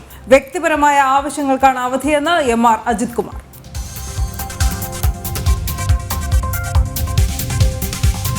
PV അൻവർ വിവാദങ്ങളിൽ പ്രതിസന്ധി ഒഴിയാതെ CPM. രേഖാമൂലം പരാതി നൽകിയാൽ എന്തു ചെയ്യണമെന്ന് അറിയാത്ത അവസ്ഥ.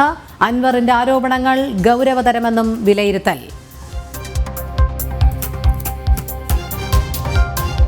തിരുവനന്തപുരം വിമാനത്താവളത്തിൽ വിമാനങ്ങൾ വൈകുന്നു. ഒരു വിഭാഗം ജീവനക്കാർ പണിമുടക്കിയത് പ്രതിസന്ധി. സമരം ശമ്പള പരിഷ്കരണവും ബോണസും ആവശ്യപ്പെട്ടു.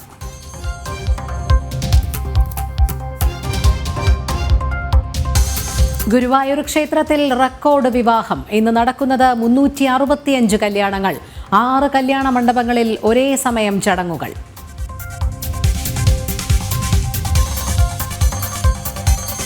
അനധികൃത കുടിയേറ്റക്കാർക്ക് പിടിവീഴും. നടപടി കടുപ്പിച്ച അസം സർക്കാർ. NRC ചെയ്യാത്തവർക്ക് ആധാർ കാർഡ് ഇല്ല. പുതിയ മാർഗനിർദ്ദേശം പുറപ്പെടുവിക്കുമെന്ന് മുഖ്യമന്ത്രി ഹിമന്ത ബിശ്വ ശർമ്മ.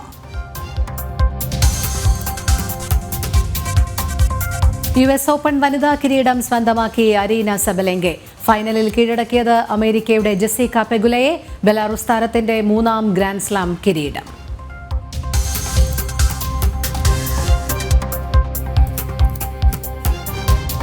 ഒരു ചൂടേറിയ വാർത്തകൾക്കിടയിൽ ഒരു യാത്ര പോയാലോ? അതെ, എക്സ്പ്ലോറർ സെഗ്മെന്റ്.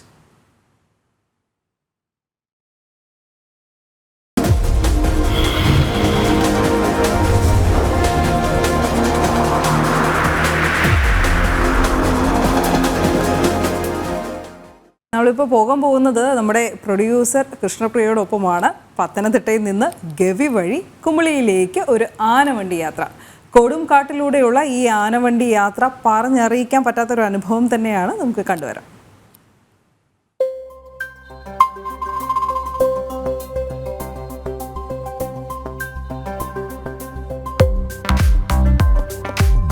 അപ്പോൾ ഇന്നത്തെ നമ്മുടെ ട്രിപ്പ് ആരംഭിക്കുന്നത് ഇവിടെ നിന്നാണ്. പത്തനംതിട്ടയിൽ നിന്ന് ഗവിയിലേക്ക് ഒരു ആനവണ്ടി യാത്ര.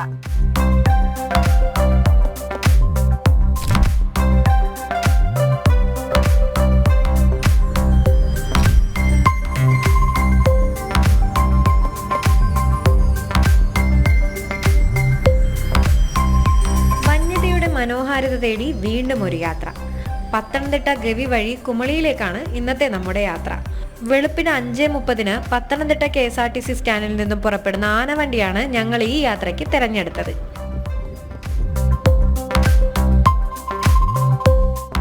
പത്തനംതിട്ടയിൽ നിന്ന് 95 കിലോമീറ്റർ ആനവണ്ടിയിൽ സഞ്ചരിച്ചാണ് നമ്മൾ ഗവിയിലേക്ക് എത്തിയത്.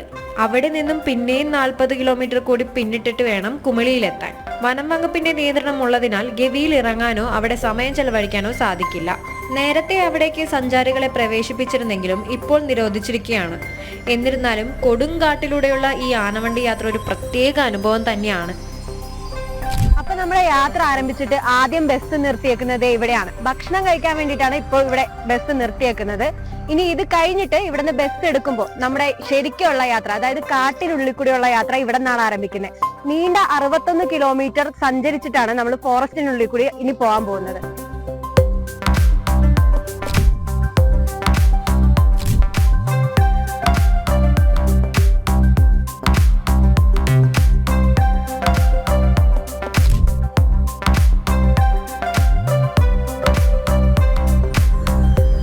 അപ്പൊ പറഞ്ഞ പോലെ നമ്മുടെ കാടിനുള്ളിലെ ആനവണ്ടി യാത്ര ദാ ഇവിടെ തുടങ്ങുവാണ്.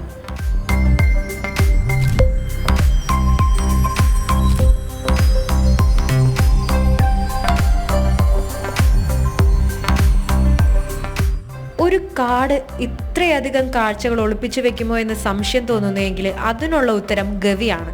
സമുദ്രനിരപ്പിൽ നിന്ന് 3400 അടി ഉയരത്തിൽ സ്ഥിതി ചെയ്യുന്നതിനാൽ ഈ നിത്യഹരിത മേഖലയിൽ വർഷം മുഴുവൻ തണുപ്പാണ്. കുന്നുകളും പുൽമേടുകളും മരക്കൂട്ടങ്ങളും നിറഞ്ഞ ഈ വനപാതയിൽ കുളിരും കൊണ്ടുള്ള യാത്ര അത്രമേൽ ആസ്വാദകരമാകുന്നത് അതുകൊണ്ട് തന്നെയാണ്.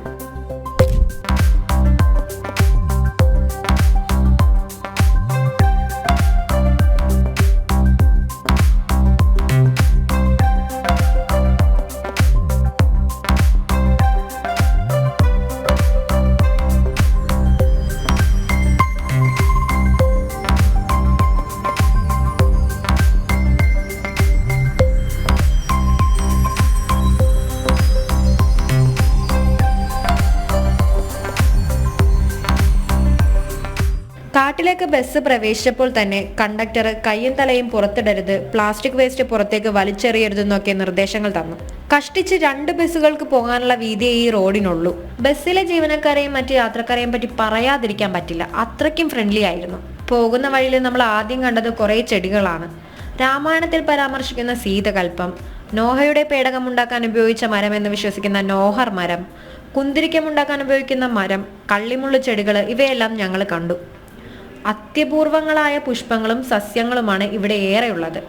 അത് കഴിഞ്ഞ് മുന്നോട്ട് പോകുന്തോറും കുറേ അണക്കെട്ടുകളും കാണാനായി.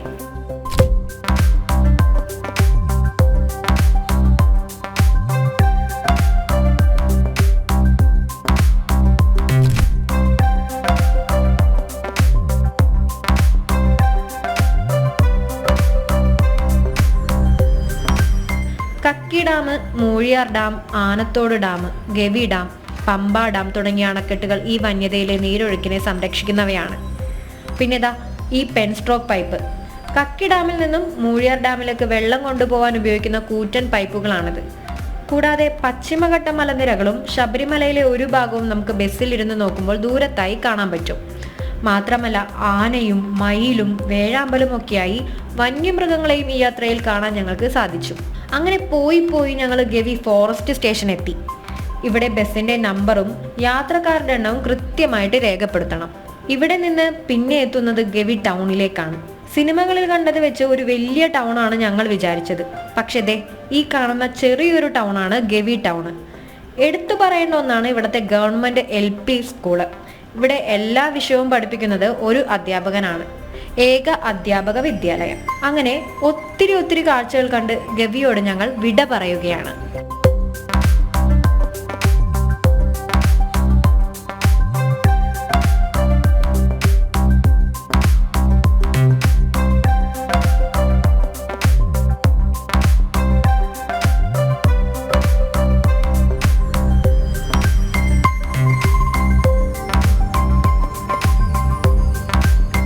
ഞാനിപ്പോ നിൽക്കുന്നത് കുമളി KSRTC ബസ് സ്റ്റാൻഡിലാണ്. ഇവിടെയാണ് നമ്മുടെ നീണ്ട 6 മണിക്കൂറത്തെ യാത്ര അവസാനിക്കുന്നത്. സത്യം പറഞ്ഞാൽ രാവിലെ ഒരു പ്രതീക്ഷയില്ലാതെ ഒന്നും അറിയാതെ ബസ്സിൽ കയറി ഇരുന്നതാണ്. പക്ഷെ ഇപ്പൊ ഇവിടെ നിൽക്കുമ്പോ മനസ്സ് നിറഞ്ഞാണ് ഞങ്ങൾ പോകാൻ പോകുന്നത്. അപ്പൊ ഞങ്ങൾ അടുത്ത പരിപാടി പിടിക്കട്ടെ. അഭിഷേകിനൊപ്പം കൃഷ്ണ, ജനം. നേരത്തെ ഒരു അതിഥി ഉണ്ട് എന്ന് നമ്മൾ പറഞ്ഞിരുന്നു. പ്രശസ്ത സോപാന സംഗീത കലാകാരൻ ശ്രീ വിനോദ് സൗപർണയാണ് നമ്മളോടൊപ്പം ഇന്ന് പുത്തൻപുലരിയിൽ ചേരുന്നത്. നമസ്തേ, സ്വാഗതം ജനം ടി വിയിലേക്ക്, പുത്തൻപുലരിയിലേക്ക്. നമസ്തേ. ശരി, എന്തായാലും വളരെയധികം സന്തോഷം.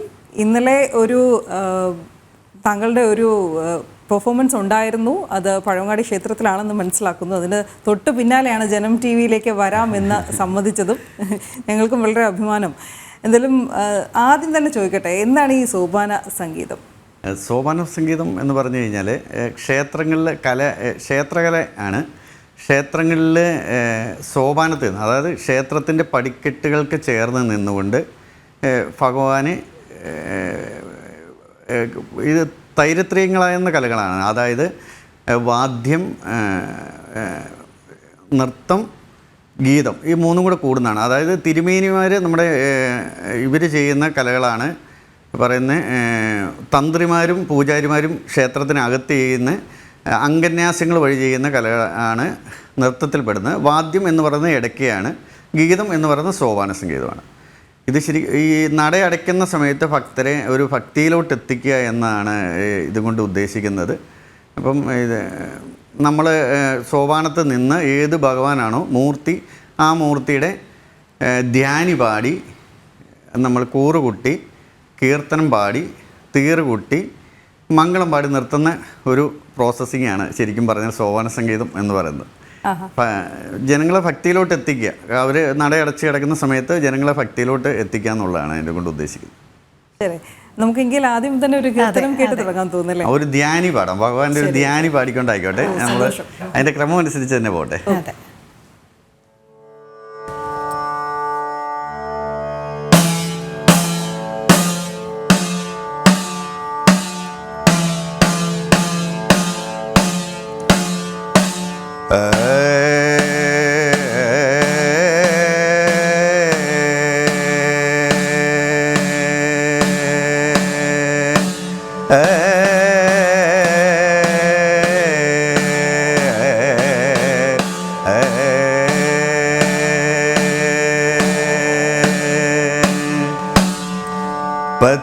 പത്മനാഭ മുകുന്ദ മാധവ പത്മിനി രമണ അച്യുതാനന്ദ പത്മസംഗ ദാദി ശോഭിത വാണി പത്മാര പദേ ജയ ഭക്തവത്സലമൂർത്തിദായക ശിൽസ്വരൂപ പുരാണ പുരുഷ കൃഷ്ണദാമോദര അച്യുതാനന്ദ പക്ഷിവാഹന പാഹി മാം ജയ.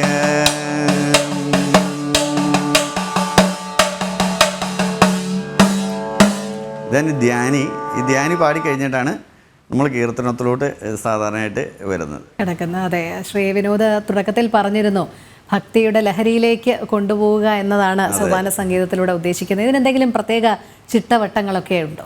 ചിട്ടവട്ടം എന്ന് പറഞ്ഞു കഴിഞ്ഞാൽ നമ്മൾ 5 പൂജയ്ക്ക് ക്രമം അനുസരിച്ചാണ്, യാമങ്ങൾക്കനുസരിച്ചാണ് പൂജ ചിട്ടപ്പെടുത്തിയിരിക്കുന്നത്. ഉഷസ്സിൽ നടക്കുന്ന പൂജ ഉഷപൂജ എന്ന് പറയും. അത് കഴിഞ്ഞിട്ട് ഇരുട്ടിനെ എതിർത്ത് സൂര്യകിരണങ്ങൾ വരുന്ന സമയത്ത് എതിർത്ത് പൂജ, ആ പൂജയ്ക്ക് ശേഷം വരുന്നത് പന്തീരടി പൂജയാണ്. ഈ നിഴലിന് 12 അടി നീളമാകുമ്പം വരുന്ന പൂജയാണ് പന്തീരടി പൂജ. അതിനുശേഷം ഉച്ചപൂജ വരും. ഉച്ചപൂജയ്ക്ക് ശേഷം വൈകിട്ട് ദീപാരാധന പൂജയല്ല കേട്ടോ, ദീപാരാധന വരുന്നുണ്ട്. ദീപാരാധനയ്ക്ക് ശേഷം രാത്രിയിലാണ് അത്താഴ പൂജ വരുന്നത്. പിന്നെ പ്രദോഷ പൂജയൊക്കെ ഉണ്ട്. അത് ഓരോ ക്ഷേത്രങ്ങളിലും പ്രദോഷത്തിനനുസരിച്ചും പൂജകൾ, പൗർണമി പൂജ, അങ്ങനെ പൂജകൾ വേറെ വരുന്നുണ്ട്. പക്ഷെ സാധാരണയായിട്ട് നടക്കുന്നത് 5 പൂജകളാണ്. ആ പൂജയുടെ ക്രമം അനുസരിച്ചാണ് നമ്മൾ പാടുന്നതും. അതിൻ്റെ ചിട്ടവട്ടങ്ങളെല്ലാം പൂജയുടെ ക്രമം അനുസരിച്ചാണ് പോകുന്നത്. ശരി, അച്ഛനമ്മമാരാണ് ആദ്യ ഗുരു എന്ന് ഞങ്ങൾ കേട്ടിട്ടുണ്ട്. അപ്പോൾ കുടുംബത്തെക്കുറിച്ചൊന്ന് അറിയണം. എൻ്റെ അച്ഛൻ പാടിക്കൊണ്ടിരുന്നതാണ്, മൃദംഗിസ്റ്റായിരുന്നു. മൃദംഗം വായിക്കുമായിരുന്നു. പിന്നെ അമ്മയും കലാകാരി തന്നെയാണ്. പിന്നെ എൻ്റെ ഏറ്റവും വലിയ പ്രോത്സാഹനം എന്ന് പറയുന്ന എൻ്റെ വാമഭാഗമാണ്. അതായത് എൻ്റെ വൈഫാണ്. അദ്ദേഹം അക്ഷയ സെൻ്റർ നടത്തുകയാണ് പാലായിൽ. പിന്നെ മോൻ +2 പഠിക്കുന്നു. കാശിനാഥ് എന്നാണ് പേര്. വൈഫിൻ്റെ പേര് രാജ്മോൾ എന്നാണ്. മകനും സോപാന സംഗീത രംഗത്ത് സജീവമാണ്. മകൻ സോപാന സംഗീത രംഗത്ത് സജീവമാണ്. സോപാന സംഗീത രംഗത്തും അദ്ദേഹം പഞ്ചവാദ്യത്തിനൊക്കെ ഇടയ്ക്ക കൂട്ടുന്ന ആളാണ്. ഇടയ്ക്ക കുറച്ചും കൂടെ കൂടുതലായിട്ട് കോൺസെൻട്രേറ്റ് ചെയ്യുന്ന ഇടയ്ക്കയാണ്. സോപാന സംഗീത രംഗത്തും അദ്ദേഹം ആക്റ്റീവാണ്. എൻ്റെ കൂടെ തന്നെ ഉണ്ട്. അത് പറഞ്ഞപ്പോഴാണ് ഈ സോപാന സംഗീതവും ഇടയ്ക്കയും തമ്മിലുള്ളൊരു ബന്ധമല്ലേ, ഇടയ്ക്കയുടെ ഒരു പ്രാധാന്യം. അതെ, ഇടയ്ക്ക എന്ന് പറയുന്നത് ദൈവവാദ്യമായിട്ട് കണക്ക് കൂട്ടുന്നതാണ്. ഇതിന് ഒത്തിരി പ്രത്യേകതകളുള്ള വാദ്യമാണ് ഇടയ്ക്ക എന്ന് പറയുന്നത്. ഇടയ്ക്ക സാധാരണ നമ്മൾ ആൾക്കാർ പറയില്ല, നിലത്ത് എല്ലാ ക്ഷേത്രങ്ങളിലും ചെന്ന് കഴിഞ്ഞാൽ ക്ഷേത്രത്തിൻ്റെ സൈഡിൽ ഇങ്ങനെ തൂക്കിയിട്ടിരിക്കുന്നതാണ്. എല്ലാ ആൾക്കാരും ആലോചിക്കും ഇതെന്താ ക്ഷേത്രത്തിൽ ഇങ്ങനെ തൂക്കിയിട്ടിരിക്കുന്നത്. ശരിക്കും ഇടയ്ക്ക നിലത്ത് വെക്കാൻ പാടില്ല എന്നുള്ളതാണ്. ഇടയ്ക്ക ഒത്തിരി പ്രത്യേകതകളുള്ള ഒരു വാദ്യമാണ് ഇടയ്ക്ക, ദേവവാദ്യമാണ്. ഇത് ഭഗവാന്റെ കടുന്തുടിയിൽ നിന്ന്, മഹാദേവൻ്റെ കടുന്തുടിയിൽ നിന്ന് സൃഷ്ടിച്ച ദേവവാദ്യമായിട്ടാണ് കണക്ക് കൂട്ടുന്നത്. ഇതിൻ്റെ ഈ വരുന്ന 64 പൊടിപ്പുകളാണുള്ളത്. ഈ 64 പൊടിപ്പുകളും 64 കലകളെയാണ് സൂചിപ്പിക്കുന്നത്. പിന്നെ ഇതിൻ്റെ അകത്ത് വന്നിരിക്കുന്ന ഈ ജീവക്കോലുകൾ, 4 ജീവക്കോലിലാണ് ഈ പൊടിപ്പുകൾ തൂക്കിയിട്ടിരിക്കുന്നത്. ഇത് 4 വേദങ്ങളെ സൂചിപ്പിക്കുന്നു. പിന്നെ വരുന്നത് ഇതിൻ്റെ 2 വട്ടം വരുന്നുണ്ട്. ഈ വട്ടം സൂര്യനും ചന്ദ്രനുമായിട്ടാണ് കണക്ക് കൂട്ടുന്നത്. ഇതിൽ വന്നിരിക്കുന്ന ഓരോ സുഷിരങ്ങളും 6 ശാസ്ത്രങ്ങളെ പ്രതിനിധാനം ചെയ്യുന്നു. പിന്നെ ഇതിൻ്റെ വരുന്ന നടുക്ക് വെച്ചിരുന്ന കുറ്റിയുണ്ട്. ഈ കുറ്റി ബ്രഹ്മ വിഷ്ണു മഹേശ്വരന്മാരായിട്ടാണ് കണക്ക് കൂട്ടുന്നത്. പിന്നെ ഇതിൻ്റെ തോൾക്കച്ച ഭഗവാന്റെ കഴുത്തിലുള്ള വാസുകി ആയിട്ടാണ്. അപ്പോൾ ഇത്രയും 64 കലകൾ, 4 വേദങ്ങൾ, 6 ശാസ്ത്രങ്ങൾ, ബ്രഹ്മവിഷ്ണു മഹേശ്വരന്മാർ, സൂര്യചന്ദ്രന്, വാസുകി, ഇതെല്ലാം കൂടെ ഒത്തുചേർന്ന ഒരു വാദ്യോപകരണം ആയതുകൊണ്ടാണ് ഇതിൻ്റെ ഭാരം ഭൂമിദേവിക്ക് താങ്ങാൻ സാധിക്കില്ല. അതുകൊണ്ടാണ് എല്ലാ ക്ഷേത്രങ്ങളിലും ക്ഷേത്രങ്ങളുടെ സൈഡിൽ ഇത് തൂക്കിയിട്ടിരിക്കുന്നത്. ഇത്രയധികം കാര്യങ്ങളാണല്ലേ, പ്രത്യേകതകളുണ്ട്. അത് കാണുമ്പോൾ ആൾക്കാർക്ക് അറിയത്തില്ല ഇങ്ങനെ തൂക്കിയിട്ടിരിക്കുന്നു. ഒരു വാദ്യോപകരണം എന്ന് മാത്രമേ സാധാരണക്കാർക്ക് മനസ്സിലാകൂ. കാര്യങ്ങൾ ചേർന്ന ഒരു വാദ്യമാണ്. അതുകൊണ്ടാണ് ഇത് ക്ഷേത്രങ്ങളുടെ സൈഡിലായിട്ട് തൂക്കിയിടുന്നത്. ശരി, നമുക്കിനി രണ്ടാമത്തെ കീർത്തനത്തിലേക്ക് ഒന്ന് പോയാലോ.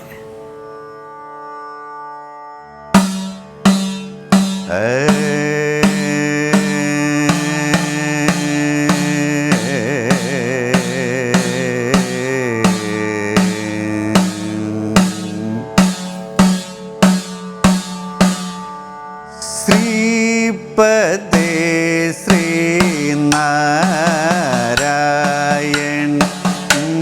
അപമോചന ഹരേ. ശ്രീപദേ ശ്രീനാരായണ പാപമോചന ഹരേ. ശ്രീപദേ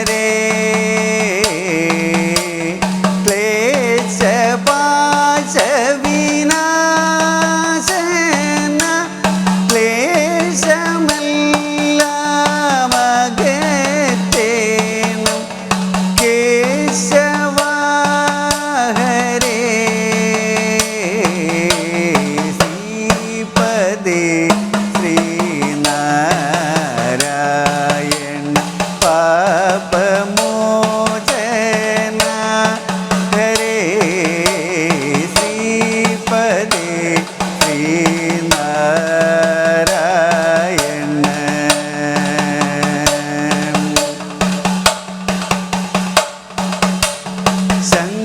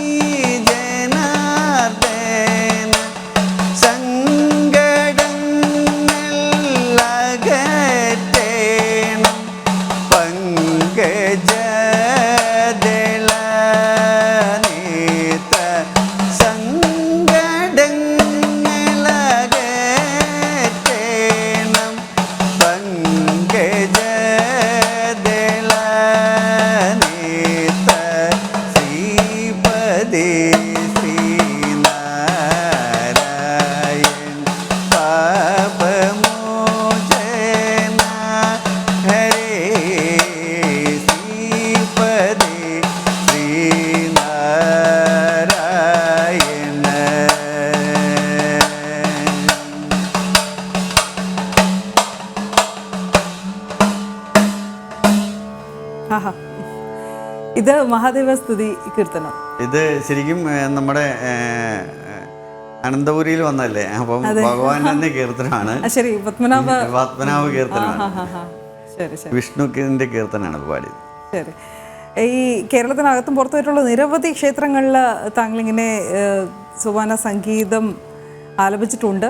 ദൈവാനുഗ്രഹത്താൽ ഒരു കേരളത്തിൽ പ്രശസ്തമായ എല്ലാ ക്ഷേത്രങ്ങളും തന്നെ പാടാനായിട്ട് സാധിച്ചിട്ടുണ്ട്. ശ്രീ പത്മനാഭനെ പറഞ്ഞാണല്ലോ തുടങ്ങിയത് അല്ലേ? പത്മനാഭസ്വാമി ക്ഷേത്രത്തിലും ഉത്സവങ്ങൾക്ക് പാടാറുണ്ട്. ഗുരുവായൂർ ഭഗവാന്റെ അനുഗ്രഹമാണ്, എല്ലാ ക്ഷേത്രങ്ങളും തന്നെ പാടാൻ സാധിക്കുന്നുണ്ട്. അതെ, തീർച്ചയായും. അതോടൊപ്പം നമുക്കറിയാം കവടിയാർ കൊട്ടാരത്തിന്റെ ഒരു ആദരവും താങ്കൾക്ക് ലഭിക്കുകയുണ്ട്. കവടിയാർ കൊട്ടാരത്തിൽ നിന്ന് രാജമുദ്രയും രക്തചന്ദനത്തിൽ തീർത്ത് ഇടയ്ക്കാൻ നൽകിയായിരുന്നു. സോപാന സംഗീതം തിലകം എന്ന നാമം ചാർത്തി അവിടുന്ന് ലക്ഷ്മിബായി തമ്പുരാട്ടി തന്നിരുന്നു. അതൊരു വലിയ മഹത്തായ അനുഭവമായി ഏറ്റവും ജീവിതത്തിലെ ഏറ്റവും ധന്യമായ നിമിഷമായിട്ട് കണക്ക് കൂട്ടുന്ന അതാണ്. എന്നുവെച്ചാൽ കൊട്ടാരത്തിൽ നിന്നുള്ള അംഗീകാരം എന്ന് പറയുന്നത് തന്നെ വലിയൊരു അംഗീകാരമാണ്. പിന്നെ ഒരു 2-3 വർഷമായിട്ട് പത്മനാഭന്റെ ദാസനായിട്ട് സേവിക്കുന്നുണ്ട് എല്ലാ വർഷവും. ഇനി വരുന്ന അടുത്ത 31-ാം തീയതി കൊടിയേറ്റിന് ഞാൻ തന്നെയാണ് പാടുന്നത്.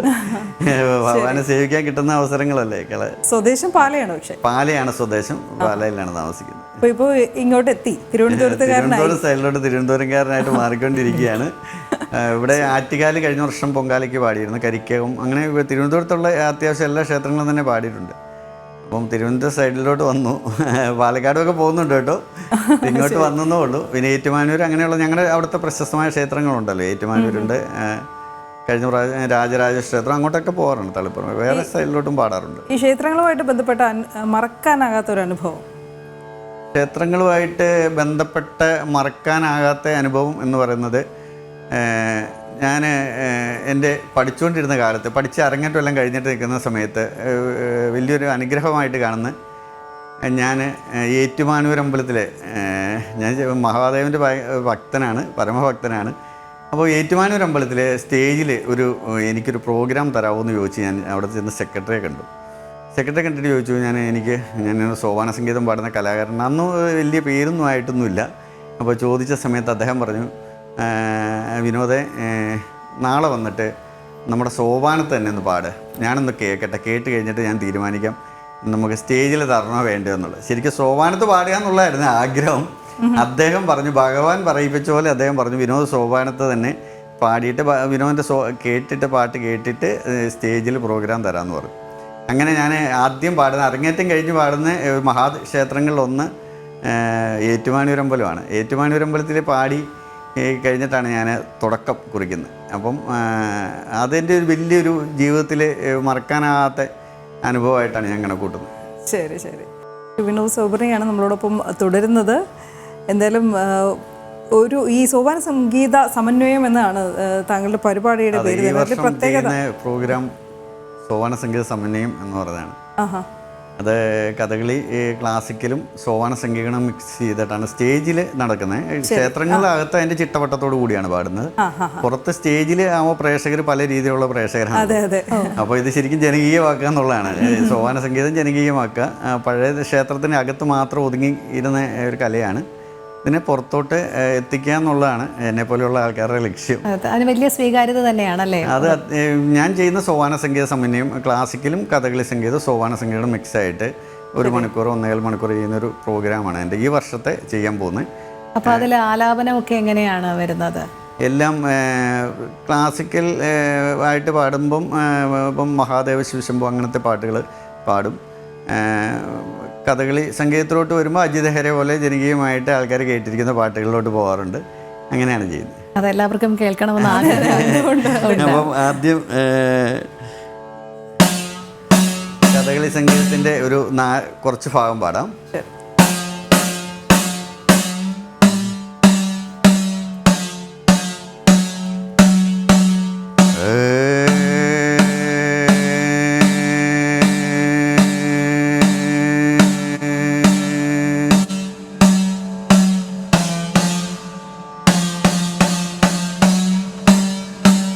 अजित हरे जय माधव विष्णु अजित हरे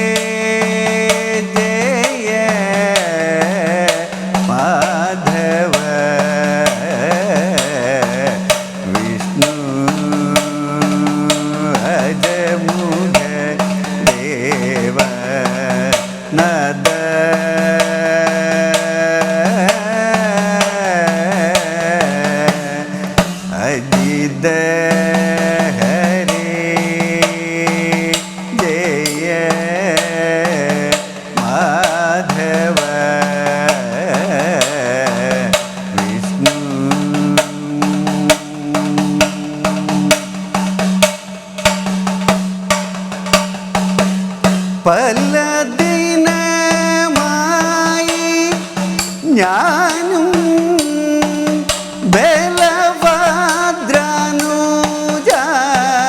നിന്നെ പല ദിനമായി ഞാനും ബലഭദ്രനുജ നിന്നെ നിന്നെ നല്ല മോട്ടുകാൺമതിന്നു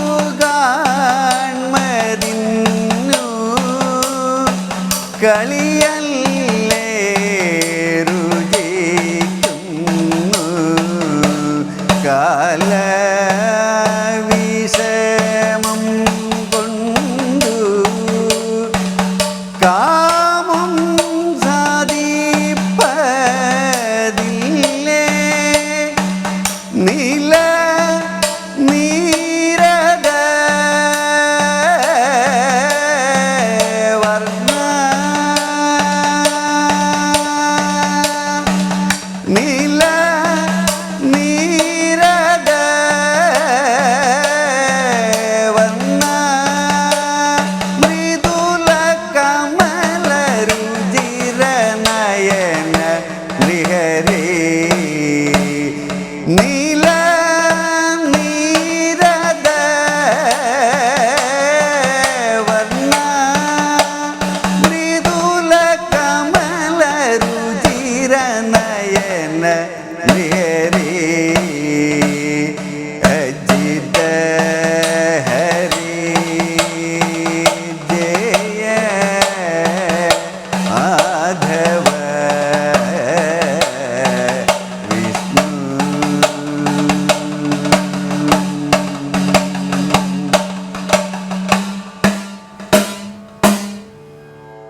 പ്രേക്ഷകർക്ക് ഒരുപക്ഷെ മതി വരുന്നുണ്ടാവില്ല അല്ലേ? അനുഗ്രഹീതം എന്നാണ് ശ്രീ ഉല്ലാസ് കുമാർ സന്ദേശമായിട്ട് നൽകിയിരിക്കുന്നത്. പ്രേക്ഷകരെ ഇടയ്ക്ക് ഇങ്ങനെ അവരും ഇതിൽ മുഴുകിയിരിക്കുന്നു എന്നുള്ളൊരു സന്ദേശമൊക്കെ നമുക്ക് ഇങ്ങനെ അയച്ചുകൊണ്ടേ ഇരിക്കുകയായിരുന്നു.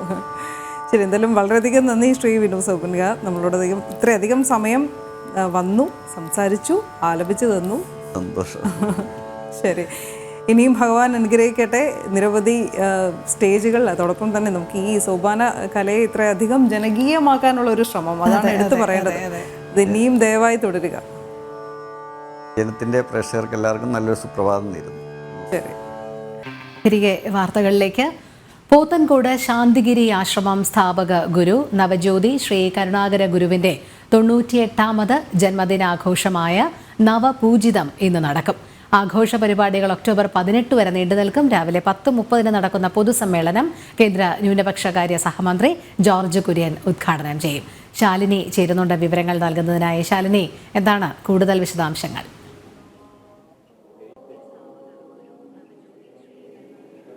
രോഹിണി, പോത്തൻകോട് ശാന്തിഗിരിയെ സംബന്ധിച്ചിടത്തോളം ഇന്ന് ഏറ്റവും പ്രധാനപ്പെട്ട ദിവസമാണ്. ശാന്തിഗിരിയുടെ സ്ഥാപക ഗുരു കരുണാകരൻജിയുടെ അദ്ദേഹത്തിന്റെ ജന്മദിനാഘോഷ ചടങ്ങുകൾ ഇന്ന് നടക്കുകയാണ്. 98ാമത് ജന്മദിനാഘോഷ ചടങ്ങുകൾക്കാണ് ഇന്ന് ഔദ്യോഗികമായി തുടക്കമിടാൻ പോകുന്നത്. നവപൂജിതം എന്ന പേരിലാണ് ആഘോഷ ചടങ്ങുകൾ നടക്കുന്നത്. രാവിലെ 10:00 കേന്ദ്ര സഹമന്ത്രി ജോർജ് കുര്യൻ ഔദ്യോഗികമായി ചടങ്ങുകൾ ഉദ്ഘാടനം ചെയ്യുകയും ചെയ്യും. നമുക്കൊപ്പം ഇപ്പോൾ ഈ മണിക്കൂറിൽ ഒരു അതിഥി കൂടി ചേരുകയാണ്. ശാന്തിഗിരിയുടെ ജനറൽ സെക്രട്ടറി കൂടിയായിട്ടുള്ള വ്യക്തിയാണ്. എല്ലാവർക്കും അറിയാം, സുപരിചിതനാണ്. ഗുരുരത്നം ജ്ഞാന തപസ്യ അദ്ദേഹം സ്വാമികൾ നമുക്കൊപ്പം ചേരുന്നു. സ്വാമി, ഏകദേശം ഒരു മാസത്തിലധികം നീണ്ടു നിൽക്കുന്ന ആഘോഷത്തിന് ഇന്ന് തുടക്കമാവുകയാണ്. എന്തൊക്കെയാണ് പ്രത്യേകതകൾ, എന്തൊക്കെയാണ് പരിപാടികൾ? ഗുരുവിൻ്റെ ജന്മദിനം എല്ലാ വർഷവും വളരെ സമുചിതമായിട്ടാണ് ആഘോഷിക്കുന്നത്. ഈ വർഷവും അത് എല്ലാ നിലകളിലും അത് വളരെ സവിശേഷമായി ആഘോഷിക്കുക എന്നുള്ളതാണ് ശാന്തിഗിരി ഗുരുപരമ്പരയെ സംബന്ധിച്ചിടത്തോളം ഉള്ള കാര്യം. പക്ഷെ നമുക്കറിയാം, കേരളം ഒരു വലിയ ദുരന്തം കഴിഞ്ഞിട്ട് അതിൻ്റെ ആ ഒരു ആഘാതത്തിൽ നിന്നും തിരിച്ചു വരുന്നതേ ഉള്ളൂ. അതുകൊണ്ട് ആഘോഷ പരിപാടികളുടെ പൊലിമയൊക്കെ കുറച്ചിട്ടുണ്ട്. എന്നാലും ഭക്തി നിർഭരമായ നിലയിൽ ഗുരുവിൻ്റെ ആഗ്രഹത്തിനനുസരിച്ച് ഈ ആഘോഷം നടത്തിയെടുക്കുവാനായിട്ട് സാധിക്കുക എന്ന് പറയുന്നതാണ് നമ്മളെ സംബന്ധിച്ചിടത്തോളം ഏറ്റവും വലിയ പ്രത്യേകത. ആശ്രമത്തിലെ ചടങ്ങുകൾക്ക് പൊതുവെ ജനപങ്കാളിത്തം കൂടുതലാണ്. ശാന്തിഗിരി ഗുരുഭക്തന്മാരായിട്ടുള്ള ആളുകളാണെങ്കിലും അതുപോലെ ഈ പ്രദേശത്ത് താമസിക്കുന്ന ആളുകളാണെങ്കിലും തിരുവനന്തപുരത്തിൻ്റെ മറ്റ് ഭാഗങ്ങളിൽ താമസിക്കുന്ന ആളുകളാണെങ്കിലും ആശ്രമത്തിലേക്ക് ഇങ്ങനെയുള്ള കാര്യങ്ങൾ വരുമ്പോൾ എല്ലാവരും വരാറുണ്ട്. അപ്പോൾ അവരെയൊക്കെ മുൻനിർത്തിയാണ് ഒരു മാസം നീണ്ടു നിൽക്കുന്ന വിവിധങ്ങളായിട്ടുള്ള പരിപാടികൾ നടത്തുവാനായിട്ട് ഉദ്ദേശിക്കുന്നത്. ഇന്നത്തെ ദിവസം എന്ന് പറയുന്നത് ഗുരുവിൻ്റെ ദിവസമാണ്. 1999 മെയ് 6-ാം തീയതിയാണ് ഗുരു ആദിസങ്കല്പത്തിൽ ലയിച്ചത്. 1927 സെപ്റ്റംബർ 1-ാം തീയതി ചേർത്തലയിലെ ചന്ദ്രൂർ എന്ന സ്ഥലത്ത് ഗുരു ജനിക്കുകയും നീണ്ട 72 വർഷമാണ് ഗുരു ജീവിച്ചിരുന്നത്. 72 വർഷത്തെ ത്യാഗപൂർണമായ ജീവിതത്തിലുടനീളം ആത്മീയമായി തൻ്റേതായ ഒരു വഴി കാട്ടിക്കൊടുക്കുവാനായിട്ട് ഗുരുവിന് സാധിച്ചു. സനാതനധർമ്മത്തിൻ്റെ ഏറ്റവും സവിശേഷമായ പ്രത്യേകതകൾ ആവിഷ്കരിക്കുന്ന ഒരു വലിയ ആത്മീയ കേന്ദ്രമായിട്ടാണ് ശാന്തിഗിരി ആശ്രമം പൊതുവെ അറിയപ്പെടുന്നത്. നമുക്കറിയാം, നമ്മുടെ ഋഷീശ്വരന്മാരായിട്ടുള്ള സന്യാസിമാരായിട്ടുള്ള മാമുനിമാരായിട്ടുള്ള ആളുകൾ രാജ്യത്ത് പകർന്നു തന്നിരിക്കുന്ന ആത്മീയതയുടെ സുഗന്ധത്തെ ഓരോ കാലങ്ങളായിട്ട് വന്ന് ഇവിടെ ജീവിക്കുന്ന അല്ലെങ്കിൽ ഇവിടെ അവതരിക്കുന്ന ഗുരുക്കന്മാരായിട്ടുള്ള ആളുകൾ അതിനെ വീണ്ടും വീണ്ടും ആ സൗരഭ്യത്തെ പടർത്തുകയും ജനങ്ങളെ ആത്മീയതയുടെ മാർഗത്തിലേക്ക് കൊണ്ടുപോവുകയും ചെയ്യുന്നു. ഗുരുവിൻ്റെ വഴിയും യഥാർത്ഥത്തിൽ ഇതുതന്നെയായിരുന്നു. ഗുരു ജീവിച്ചിരിക്കുന്ന സമയത്തും അതുപോലെ ഗുരു ശരീരം വിട്ട 24 കൊല്ലങ്ങളായി ഇപ്പോൾ ഗുരു ശരീരം വിട്ട് 25ാമത്തെ വർഷം കഴിഞ്ഞിരിക്കുന്നു. അപ്പോൾ അത് അങ്ങനെ ആ തരത്തിൽ ഗുരുവിൻ്റെ ആശയങ്ങളെ ലോകത്തിന് കൊടുക്കുവാനായിട്ട് ശാന്തിഗിരി പരമ്പര ഈ കാലങ്ങളിലെല്ലാം തയ്യാറായിരിക്കുന്നു. അപ്പോൾ ഈ ആഘോഷം എന്ന് പറയുന്നത് അത് ഒരു ആശ്രമത്തിൽ മാത്രം ഒതുങ്ങുന്നല്ല, ഒരു സമൂഹത്തിൻ്റെ പൊതു ആഘോഷമാണ്. അതിലേക്കാണ് ഇന്ന് എല്ലാവരുടെയും ശ്രദ്ധ ഈ ആശ്രമത്തിലേക്ക് വന്നു നിൽക്കുന്നത്. വിശിഷ്ടാതിഥികൾ ഒരുപാട് പേര് എത്തുന്ന ദിവസം കൂടിയാണ്. അപ്പോൾ ആരൊക്കെയാണ് ഈ വരും ദിവസങ്ങളിൽ വരുന്നത്? അത് മാത്രമല്ല, ഈ ആഘോഷ പരിപാടികൾ അവസാനിക്കുന്നത് വിജയദശമി ദിനത്തിലാണ്. എന്താണ് അത്തരത്തിലൊരു പ്രത്യേകത? അതെ, അത് ഇന്ന് രാഷ്ട്രീയ, സാമൂഹിക, സാംസ്കാരിക, കലാ, സാഹിത്യ രംഗങ്ങളിലെ പ്രധാനപ്പെട്ട വ്യക്തികൾ ഇവിടെ പങ്കെടുക്കുന്നുണ്ട്. ബഹുമാന്യനായ മന്ത്രി ശ്രീ ജോർജ് കുര്യൻ, കേന്ദ്ര സഹമന്ത്രി, അദ്ദേഹമാണ് ഈ നവപൂജിത സമ്മേളനം ഉദ്ഘാടനം ചെയ്യുന്നത്. അതോടുകൂടി പിന്നെ ഉച്ചയ്ക്കൊരു സാംസ്കാരിക സമ്മേളനമുണ്ട്. 2 സമ്മേളനങ്ങളിലും മന്ത്രിമാരായിട്ടുള്ള ആളുകളും അതുപോലെ വിവിധങ്ങളായിട്ടുള്ള പ്രഗത്ഭമതികൾ ഇതിൽ പങ്കെടുക്കുന്നുണ്ട്. നാളെയും പിന്നെ 20-ാം തീയതി സെപ്റ്റംബർ 20-ാം തീയതി കുംഭമേളയാണ്. കുംഭമേള ആശ്രമ സമുച്ചയത്തെ വലം വെച്ചുകൊണ്ടാണ്. അന്നും പരമ്പരയിലെ ഭക്തന്മാരായിട്ടുള്ള ആളുകൾ പങ്കെടുക്കും. നമുക്കറിയാം, പിന്നെ മഹാനവമി, വിജയദശമി എന്നൊക്കെ പറയുന്നത് ഏറ്റവും പ്രധാനപ്പെട്ട സവിശേഷമായ കർമ്മങ്ങൾ അടങ്ങുന്ന ദിവസമാണ്. ആ ദിവസങ്ങളിൽ ഇവിടെ സന്യാസ ദീക്ഷാ വാർഷികം 1984 ഗുരു ഇവിടെ ആദ്യമായിട്ടൊരു 31 പേർക്ക് സന്യാസ ദീക്ഷ കൊടുത്തത്. ഇന്നിത് ഒരു 170-180 സന്യാസിനിമാരായിട്ട് വളരെ വിപുലീകരിക്കപ്പെട്ടിരിക്കുന്നു. അപ്പോൾ സന്യാസ ദീക്ഷയുടെ സമയത്തും വളരെ പ്രാർത്ഥനാധന്യമായ ചടങ്ങുകളുണ്ട്. അപ്പോൾ അതിൽ കൂടി പങ്കെടുത്തുകൊണ്ടാണ് ഈ ആഘോഷ പരിപാടികളുടെ സമർപ്പണമാകുന്നത്. തിരക്കുപിടിച്ച സമയത്തിനിടെ ഞങ്ങൾക്കൊപ്പം ചേർന്നതിന് നന്ദി. എന്തായാലും അദ്ദേഹം സൂചിപ്പിച്ചതുപോലെ തന്നെ വളരെ വിപുലമായ ആഘോഷ ചടങ്ങുകളാണ് ഇവിടെ നടക്കുന്നത്. ഇപ്പോൾ നമുക്ക് ദൃശ്യങ്ങളിൽ കാണാം, 100 കണക്കിന് സന്യാസി ഭക്തരാണ് ഇവിടേക്ക് എത്തിക്കൊണ്ടിരിക്കുന്നത്. അദ്ദേഹത്തിന്റെ ഗുരുവിന്റെ ആശീർവാദങ്ങൾ ലഭിച്ചവർ, ഗുരുവിനെ കണ്ടവരുണ്ട്. കൂടുതൽ ഗുരുവിന്റെ സന്യാസി പരമ്പരയിലുള്ള ഓരോ സാധാരണ മനുഷ്യരുമുണ്ട്. എന്തായാലും നമുക്കിവിടെ കേൾക്കാൻ കഴിയുന്നത് മന്ത്രമുഖരിതമായ ഒരു അന്തരീക്ഷത്തിൽ കൂടിയാണ് ഇപ്പോൾ പോത്തൻകോട് ശാന്തിഗിരി കടന്നു പോകുന്നത് എന്നുള്ളതാണ് ഏറ്റവും ശ്രദ്ധേയമായിട്ടുള്ള കാര്യം. കാരണം ശാന്തിഗിരി ആശ്രമം സ്ഥാപിച്ച അല്ലെങ്കിൽ ഇത്തരത്തിൽ സന്യാസി ജീവിതത്തിലേക്ക് എത്തുന്നവർക്കും ഒപ്പം തന്നെ സന്യാസം എന്താണെന്നും ഒപ്പം തന്നെ ആത്മീയത എന്താണെന്നും ഒക്കെ പകർന്നു നൽകിയ ഒരു ആത്മീയ ഗുരു, ആ ഗുരുവിൻ്റെ ജന്മദിനം അത് ആഘോഷമാക്കുകയാണ് ശാന്തിഗിരി ആശ്രമവും ഒപ്പം തന്നെ ഇവിടെയുള്ള സന്യാസി വര്യന്മാരും എന്നുള്ളതാണ് ഏറ്റവും ശ്രദ്ധേയമായിട്ടുള്ള കാര്യം. ഇന്ന് രാവിലെയോട് കൂടിയാണ് ഔദ്യോഗികമായി ചടങ്ങുകൾ 10:30 തുടക്കമിടുന്നതെങ്കിൽ പോലും പുലർച്ചെ മുതൽ ഇതുമായി ബന്ധപ്പെട്ട ചടങ്ങുകളൊക്കെ ആരംഭിച്ചിട്ടുണ്ട്. ഇന്ന് രാവിലെ 5 മണിക്കാണ് സന്യാസി സംഘത്തിന്റെ പ്രത്യേക പുഷ്പാഞ്ജലിയോടുകൂടി പ്രാർത്ഥനാ ചടങ്ങുകൾ ആരംഭിച്ചത്. ഒപ്പം തന്നെ 6 മണിക്ക് ധ്വജം ഉയർത്തൽ കഴിഞ്ഞു. 7 മണി മുതൽ പുഷ്പസമർപ്പണം നടന്നുകൊണ്ടിരിക്കുകയാണ്. അതുമ്പോൾ നമ്മൾ കാണുന്നത് പർണശാലയിൽ നിന്നൊക്കെയുള്ള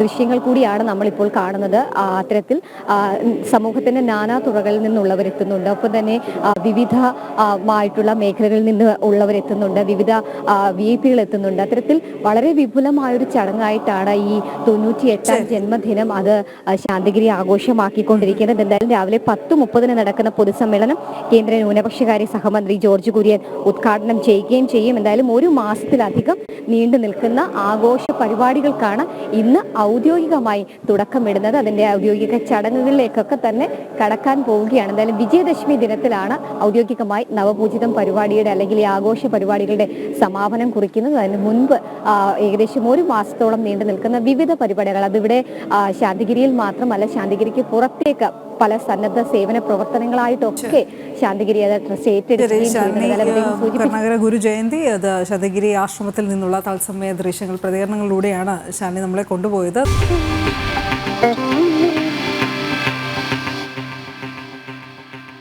വാർത്തകളിലേക്ക്.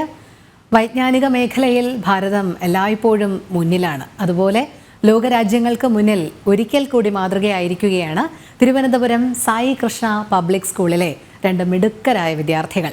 റഷ്യൻ ന്യൂക്ലിയർ പവർ ഏജൻസിയായ റോസാറ്റം നടത്തിയ സമ്മർ ക്യാമ്പിൽ മികവ് തെളിയിക്കുകയും ഗോൾഡ് മെഡലും കരസ്ഥമാക്കിയ ഇരുവരുടെയും വിശേഷം കാണാം. തിരുവനന്തപുരം സായി കൃഷ്ണ പബ്ലിക് സ്കൂളിലെ 12ാം ക്ലാസ് വിദ്യാർത്ഥിനിയായ നിരഞ്ജന SP, 9ാം ക്ലാസ് വിദ്യാർത്ഥി അഭേദ് S നായർ, അധ്യാപിക രശ്മി മൂവരും ചേർന്ന് നേടിയ വിജയകഥ. റഷ്യൻ ന്യൂക്ലിയർ പവർ ഏജൻസിയായ റൊസാറ്റം നടത്തിയ സമ്മർ ക്യാമ്പിലാണ് വിവിധ വൈജ്ഞാനിക പരിപാടികളിൽ അഭേദും നിരഞ്ജനയും താരങ്ങളായത്. സായി കൃഷ്ണ പബ്ലിക് സ്കൂളിൽ കഴിഞ്ഞ 2 വർഷമായിട്ട് പ്രവർത്തിക്കുന്ന ഒരു റഷ്യൻ ക്ലബ്ബുണ്ട്. അത് തിരുവനന്തപുരം റഷ്യൻ സെൻറ്ററുമായിട്ട് കോപ്പറേഷനിലാണ് അത് പ്രവർത്തിക്കുന്നത്. അപ്പം അതിൻ്റെ ഒരു 2 വർഷമായിട്ടുള്ള ഞങ്ങളുടെ പ്രവർത്തനങ്ങളുടെ ഒരു നല്ല പ്രവർത്തനങ്ങൾ, ആ ക്ലബിൻ്റെ നേരായ രീതിയിലുള്ള ചില പ്രത്യേക പ്രവർത്തനങ്ങളൊക്കെ വച്ചിട്ടാണ് റഷ്യൻ സെൻറ്ററിൽ നിന്നാണ് നമ്മുടെ ഈ കുട്ടികളെ അങ്ങോട്ട് പോകാനായിട്ടുള്ള ഒരു ഓപ്പണിംഗ്, ഇങ്ങനെ ഒരു മത്സരം. അവർ റഷ്യൻ കൾച്ചറൽ സെൻറ്റർ നമ്മുടെ സ്കൂളിൽ വന്ന് ഒരു മത്സരം നടത്തുകയും അതിൽ വിജയിച്ച കുട്ടികളെ റഷ്യൻ കൾച്ചറൽ സെൻറ്റർ കൊണ്ട് അവിടെ ഒരു സെമിനാർ കണ്ടക്ട് ചെയ്യും. അതിലും വിജയിച്ച 2 കുട്ടികളെയാണ് റഷ്യയിലെത്തിക്കുള്ള റൊസാറ്റം കോർപ്പറേഷൻ നടത്തിയിട്ടുള്ള 2 ആഴ്ച നീണ്ടു നിൽക്കുന്ന ഒരു ഇൻ്റർനാഷണൽ ക്യാമ്പ്, സ്റ്റുഡൻസ് ക്യാമ്പ്. അതൊരു സ്റ്റുഡൻസ് എൻറിച്ച്മെൻറ്റ് പ്രോഗ്രാമായിരുന്നു. ഞങ്ങൾ ഇവിടെ കുട്ടികൾക്ക് പഠനം മാത്രമല്ല ചെയ്യുന്നത്, ഒരുപാട് ആക്ടിവിറ്റി അവർക്ക് ചെയ്യുന്നുണ്ട്. അപ്പോൾ ആക്ടിവിറ്റി എന്ന് പറയുമ്പോൾ നമ്മൾ ലാംഗ്വേജ് സ്കിൽസിന് ഒരുപാട് കാര്യങ്ങൾ ചെയ്യുന്നുണ്ട്. അവർക്ക് സ്വന്തമായിട്ട് എഴുതാനും വായിക്കാനും സംസാരിക്കാനും ഞങ്ങൾ മൈക്കൊക്കെ കുട്ടികൾക്ക് പ്രൊവൈഡ് ചെയ്യുന്നുണ്ട്. അപ്പോൾ ഇങ്ങനത്തെ പരിപാടികൾ ചെയ്യുന്നതുകൊണ്ടാണ് ഈ പിള്ളേർക്ക് ഒவ்வொரு കോമ്പറ്റീഷൻ പോകുമ്പോഴും അവർക്ക് ഇതിൽ മികവിൽ വരാൻ പറ്റുന്നുള്ളൂ. ഓക്കെ, അപ്പോൾ അങ്ങനെയാണ് ഞങ്ങളെ കുട്ടികൾക്ക് റഷ്യയിൽ പോകാനുള്ള ചാൻസ് കിട്ടിയതും ഈ നിരഞ്ജനയും അഭേദും പോയിട്ട് വന്നത്. അതിൽ ഞങ്ങൾക്ക് വലിയ സന്തോഷമുണ്ട്. 6 രാജ്യങ്ങളിലായി 68 വിദ്യാർത്ഥികളും 10 അധ്യാപകരും ജംസ് എന്ന സ്കിൽ ഡെവലപ്മെന്റ് പ്രോഗ്രാം ക്യാമ്പിൽ പങ്കെടുത്തു. ഇത് ഒരു ഇന്റർനാഷണൽ സ്മാർട്ട് ഹോളിഡേയ്സ് പ്രോഗ്രാം ആയിരുന്നു. 6 രാജ്യങ്ങളിലുള്ള കുട്ടികളാണ് പങ്കെടുത്തത്. Belarus, Russia, Egypt, Hungary, India, ഇങ്ങനെ 6 രാജ്യങ്ങളിൽ 68 കുട്ടികളാണ് പങ്കെടുത്തത്. അവിടെ ഒരുപാട് ആക്ടിവിറ്റീസ് കുട്ടികൾക്കുണ്ടായിരുന്നു. ബ്രെയിൻ സ്റ്റോമിങ് ആക്ടിവിറ്റീസ്, പിന്നെ ഇലക്ട്രോണിക് ആക്ടിവിറ്റീസ്, എൻജിനീയറിംഗ് ആക്ടിവിറ്റീസ്, പിന്നെ വർക്ക്ഷോപ്സ്, ലാംഗ്വേജ് വർക്ക്ഷോപ്സ് ഒക്കെ ഉണ്ടായിരുന്നു. നമ്മുടെ കുട്ടികൾ എല്ലാം നന്നായിട്ട് തന്നെ അവർ ചെയ്തു. അവർക്ക് എന്തൊക്കെ ആക്ടിവിറ്റീസ് കൊടുക്കും അതെല്ലാം നന്നായിട്ട് ചെയ്തു. ലോകരാജ്യങ്ങളിലുള്ള വിദ്യാർത്ഥികളുടെ സൗഹൃദങ്ങൾ നേടാൻ കഴിഞ്ഞതിലും ഭാരതത്തിനെ തങ്ങളുടെ പേരിൽ പ്രതിനിധാനം ചെയ്യാൻ കഴിഞ്ഞതിൻ്റെയും സന്തോഷത്തിലാണ് നിരഞ്ജനയും അഭേദും. ഒരു വളരെ നല്ല എക്സ്പീരിയൻസ് ആയിരുന്നു. പോകുമ്പോൾ തന്നെ വളരെ എക്സൈറ്റഡ് ആയിരുന്നു. ഒരുപാട് രാജ്യങ്ങളിലുള്ള കുട്ടികളുമായിട്ട് നമുക്ക് ഇടപഴകാൻ കഴിഞ്ഞു, അവരുമായിട്ട് ബന്ധം സ്ഥാപിക്കാൻ കഴിഞ്ഞു. അതുപോലെ തന്നെ അവിടുത്തെ ടീച്ചേഴ്സൊക്കെ വളരെ ഹെൽപ്ഫുൾ ആയിരുന്നു. നമുക്കവിടെ ഷേനി എന്ന് പറയുന്ന ഒരു ടീച്ചർ ഉണ്ടായിരുന്നു. ടീച്ചർ നമ്മുടെ എല്ലാ പ്രോബ്ലംസിനും നമ്മളെ ഒപ്പം നിന്ന് അത് പരിഹരിക്കാനൊക്കെ സഹായിച്ചു. നമുക്ക് അവിടുത്തെ ഭക്ഷണമൊന്നും ആദ്യത്തെ 2 ദിവസമൊന്നും ഇഷ്ടപ്പെട്ടില്ല. അപ്പോൾ അവർ നമുക്ക് സോസും കറികളും അങ്ങനെ പല സാധനങ്ങളും മാർക്കറ്റിൽ നിന്നൊക്കെ വാങ്ങിച്ചുകൊണ്ട് വന്നു. അങ്ങനെ വളരെ ഹെൽപ്ഫുൾ ആയിട്ടുള്ള കുറേ ആൾക്കാരാണ് നമുക്ക് അവിടെ ക്യാമ്പിൽ ഉണ്ടായിരുന്നത്. ഒരു വലിയൊരു എൻജോയിങ് ആക്ടിവിറ്റി ആയിരുന്നു. 68 സ്റ്റുഡൻസ് ഉണ്ടായിരുന്നു from 6 countries including India. And the fact is that I was able to connect to the world globally. എനിക്കിപ്പോൾ തന്നെ 5 കൺട്രീസിൽ നിന്ന് ഫ്രണ്ട്സ് ഉണ്ട്. From Belarus, from Uzbekistan, from Russia and all. എല്ലാ കൺട്രീസായിട്ടും ഒരു കണക്ഷൻ എനിക്ക് ഉണ്ടാക്കാൻ പറ്റി. And every one was really helpful. And അവിടെ അവിടെ ഷേന്യ എന്ന് പറഞ്ഞാൽ അഭേദ പറഞ്ഞ പോലെ തന്നെ നല്ലൊരു ടീച്ചറായിരുന്നു. നമുക്ക് food it was actually not a highlight of mine, but still അവരുടെ സോസും പിക്കിളൊക്കെ തന്നപ്പോൾ it really help and overall it was really nice. Every one was really helpful and it was so exciting and it was really good. വിവിധ സംസ്ഥാനങ്ങളിലുള്ള കുട്ടികളിൽ നിന്നും 3 വിദ്യാർത്ഥികളെയാണ് summer vacation ക്യാമ്പിലേക്ക് തെരഞ്ഞെടുത്തത്. ഇതിനു പുറമെ നിംസ് ആശുപത്രിയുടെ സഹകരണത്തോടും UK വെച്ച് നടക്കുന്ന അന്താരാഷ്ട്ര ക്വിസ് കോമ്പറ്റീഷനിൽ ഇന്ത്യയെ പ്രതിനിധീകരിച്ചുകൊണ്ട് സായി കൃഷ്ണ പബ്ലിക് സ്കൂളിലെ വിശാൽ എന്ന വിദ്യാർത്ഥിയും പങ്കെടുക്കുന്നു എന്നതും മറ്റൊരു സന്തോഷമാണ്. ജനം, തിരുവനന്തപുരം. മറ്റൊരു വിശേഷം കൂടി കാണേണ്ടതുണ്ട്. കാരണം കാലാവസ്ഥാ പ്രവചനങ്ങൾ നമ്മളിൽ ഏവരിലും അത്ഭുതപ്പെടുത്തുന്ന ഒന്ന് തന്നെയാണ്. വളരെയധികം സങ്കീർണമായ രീതിയാണ് നമ്മുടെ രീതിയിലൂടെയാണ് ഈ കാലാവസ്ഥയൊക്കെ പ്രവചിക്കുക. ഇതിൽ നിരവധി ടെക്നിക്സ് ആണ് ഇതിനായി കാലാവസ്ഥാ നിരീക്ഷണ കേന്ദ്രം ഉപയോഗിക്കുന്നതും. അപ്പോൾ അതേപ്പറ്റി നമുക്ക് വിശദമായി തന്നെ മനസ്സിലാക്കാം. നമ്മൾ മഴക്കാലമാകുമ്പോൾ സ്ഥിരമായിട്ട് കേൾക്കുന്ന ഒരു വാക്കാണ് അലർട്ട് അഥവാ മുന്നറിയിപ്പ് എന്ന് പറയുന്നത്. നമുക്ക് അലർട്ട് എന്ന് പറയുമ്പോഴേക്കും 3 തരത്തിലുള്ള അലർട്ടാണ് കാലാവസ്ഥാ നിരീക്ഷണ കേന്ദ്രം നൽകുന്നത്. Red, orange, yellow. മഴയുടെ വ്യാപ്തി അനുസരിച്ചാണ് ഈ അലർട്ടുകൾ പ്രഖ്യാപിക്കുന്നത്. അപ്പോൾ എങ്ങനെയാണ് ഈ അലർട്ടുകൾ കൊടുക്കുന്നത് നമുക്ക് നോക്കിയാലോ. ഇത് പല പല ടെക്നിക്സ് അല്ലെ പല മെത്തേഡ്സ് യൂസ് ചെയ്തിട്ടാണ് കാലാവസ്ഥ നിരീക്ഷിക്കുന്നത്. നമ്മൾ ഇന്ന് എത്തി നിൽക്കുന്നത് കേന്ദ്ര കാലാവസ്ഥാ നിരീക്ഷണ കേന്ദ്രത്തിലാണ്, തിരുവനന്തപുരത്തുള്ള. അപ്പം എങ്ങനെയാണ് ഈ അലർട്ടുകൾ പ്രഖ്യാപിക്കുന്നത്, അല്ലെ എങ്ങനെയാണ് കാലാവസ്ഥ നോക്കുന്നത് എന്ന് നമുക്ക് മനസ്സിലാക്കാനാണ് നമ്മൾ ഇന്നിവിടെ എത്തിയിരിക്കുന്നത്. അപ്പോൾ ഞാൻ പറഞ്ഞതുപോലെ ഇതിന് ഒരുപാട് ടെക്നിക്സ് ഉണ്ട്. അതിൽ ഒരു ടെക്നിക്കാണ് നമ്മൾ ഇന്നിവിടെ കാണാൻ പോകുന്നത്, എങ്ങനെയാണ് എന്നുള്ളതിന്.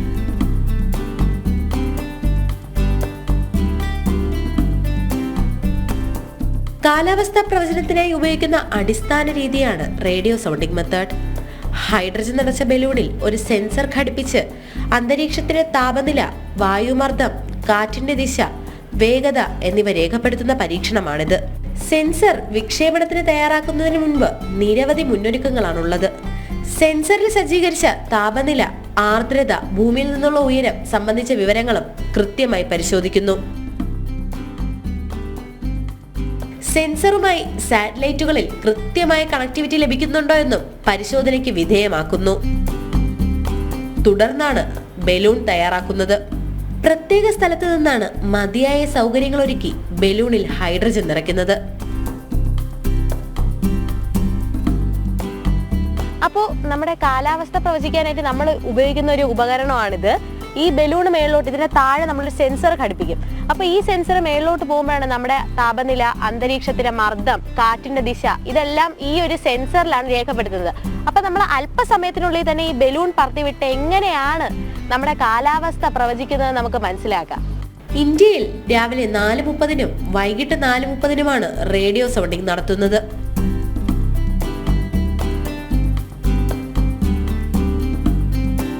നമ്മുടെ ബലൂൺ ലോഞ്ച് ചെയ്ത സൈറ്റ് ഇതാണ്.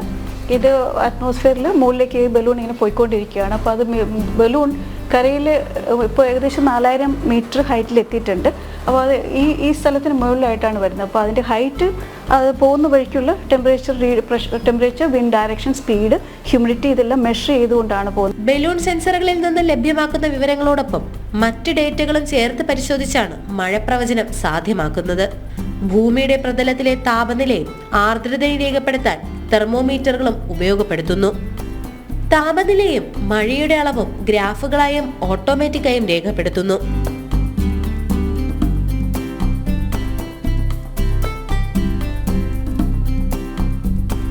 അനുബന്ധമായ ഓട്ടോമാറ്റിക് വെതർ സ്റ്റേഷൻ ഉപയോഗിച്ച് കാറ്റിന്റെ വേഗത, ദിശ, നിത്യേന പെയ്യുന്ന മഴയുടെ അളവ്, താപനില, മർദ്ദം തുടങ്ങിയ കാര്യങ്ങളും രേഖപ്പെടുത്താൻ സാധിക്കുന്നു. ഇത് ഓട്ടോമാറ്റിക് വെതർ സ്റ്റേഷനാണ്. ഇതിൽ നമ്മൾ ഇതുവരെ കണ്ട ഇൻസ്ട്രുമെന്റ്സും കാര്യങ്ങളൊക്കെ നമ്മൾ മാനുവലി എടുക്കുന്ന ഓരോ വാല്യൂസാണ് എടുക്കുന്നത്. ഇത് നമുക്ക് ടെമ്പറേച്ചർ ഉണ്ട്, ടെമ്പറേച്ചർ, വിൻഡ്, പ്രഷർ എല്ലാം തന്നെ ഓട്ടോമാറ്റിക്കായിട്ട് റെക്കോർഡ് ചെയ്തിട്ട് നമ്മളത് ഡെസിപ്പേറ്റ് ആണ് ചെയ്യുന്നത്. അതാണ് മെയിൻ ഫങ്ഷൻ. ഇത് അതിൽ റെയിൻ ഗേജ് ആണ്. ഇതിൻ്റെ അകത്ത് വേറെ ടെക്നോളജിയാണ് യൂസ് ചെയ്യുന്നത്, ടിപ്പിംഗ് ബക്കറ്റ് സിസ്റ്റം എന്ന് പറയും. അപ്പോൾ അത് യൂസ് ചെയ്തിട്ട് നമ്മൾ റെയിൻഫോൾ മെഷർ ചെയ്യുന്നത്.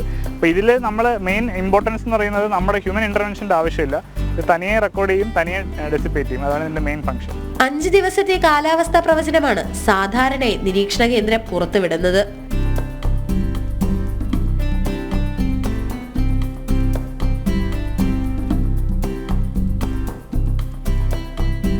അപ്പോൾ അപ്പോൾ ഇതൊക്കെയാണ് നമ്മുടെ കാലാവസ്ഥാ നിരീക്ഷണ കേന്ദ്രത്തിലെ വിശേഷങ്ങൾ. ക്യാമറാമാൻ അരുൺ അനന്തപുരിക്കൊപ്പം ദുർഗാലക്ഷ്മി, ജനം. ശരി, അപ്പൊ എങ്ങനെയാണ് മഴ പ്രവചനം എന്നതൊക്കെയാണ് മനസ്സിലാക്കി തന്നു. എന്തായാലും നമ്മുടെ പുത്തൻ പുലരിയുടെ സമയം ഇവിടെ പൂർണ്ണമാകുകയാണ് അല്ലേ. എല്ലാ പ്രിയപ്പെട്ട പ്രേക്ഷകർക്കും നമുക്ക് ഒരിക്കൽ കൂടി ഒരു ശുഭദിനം ആശംസിക്കാം. നന്ദി, നമസ്തേ.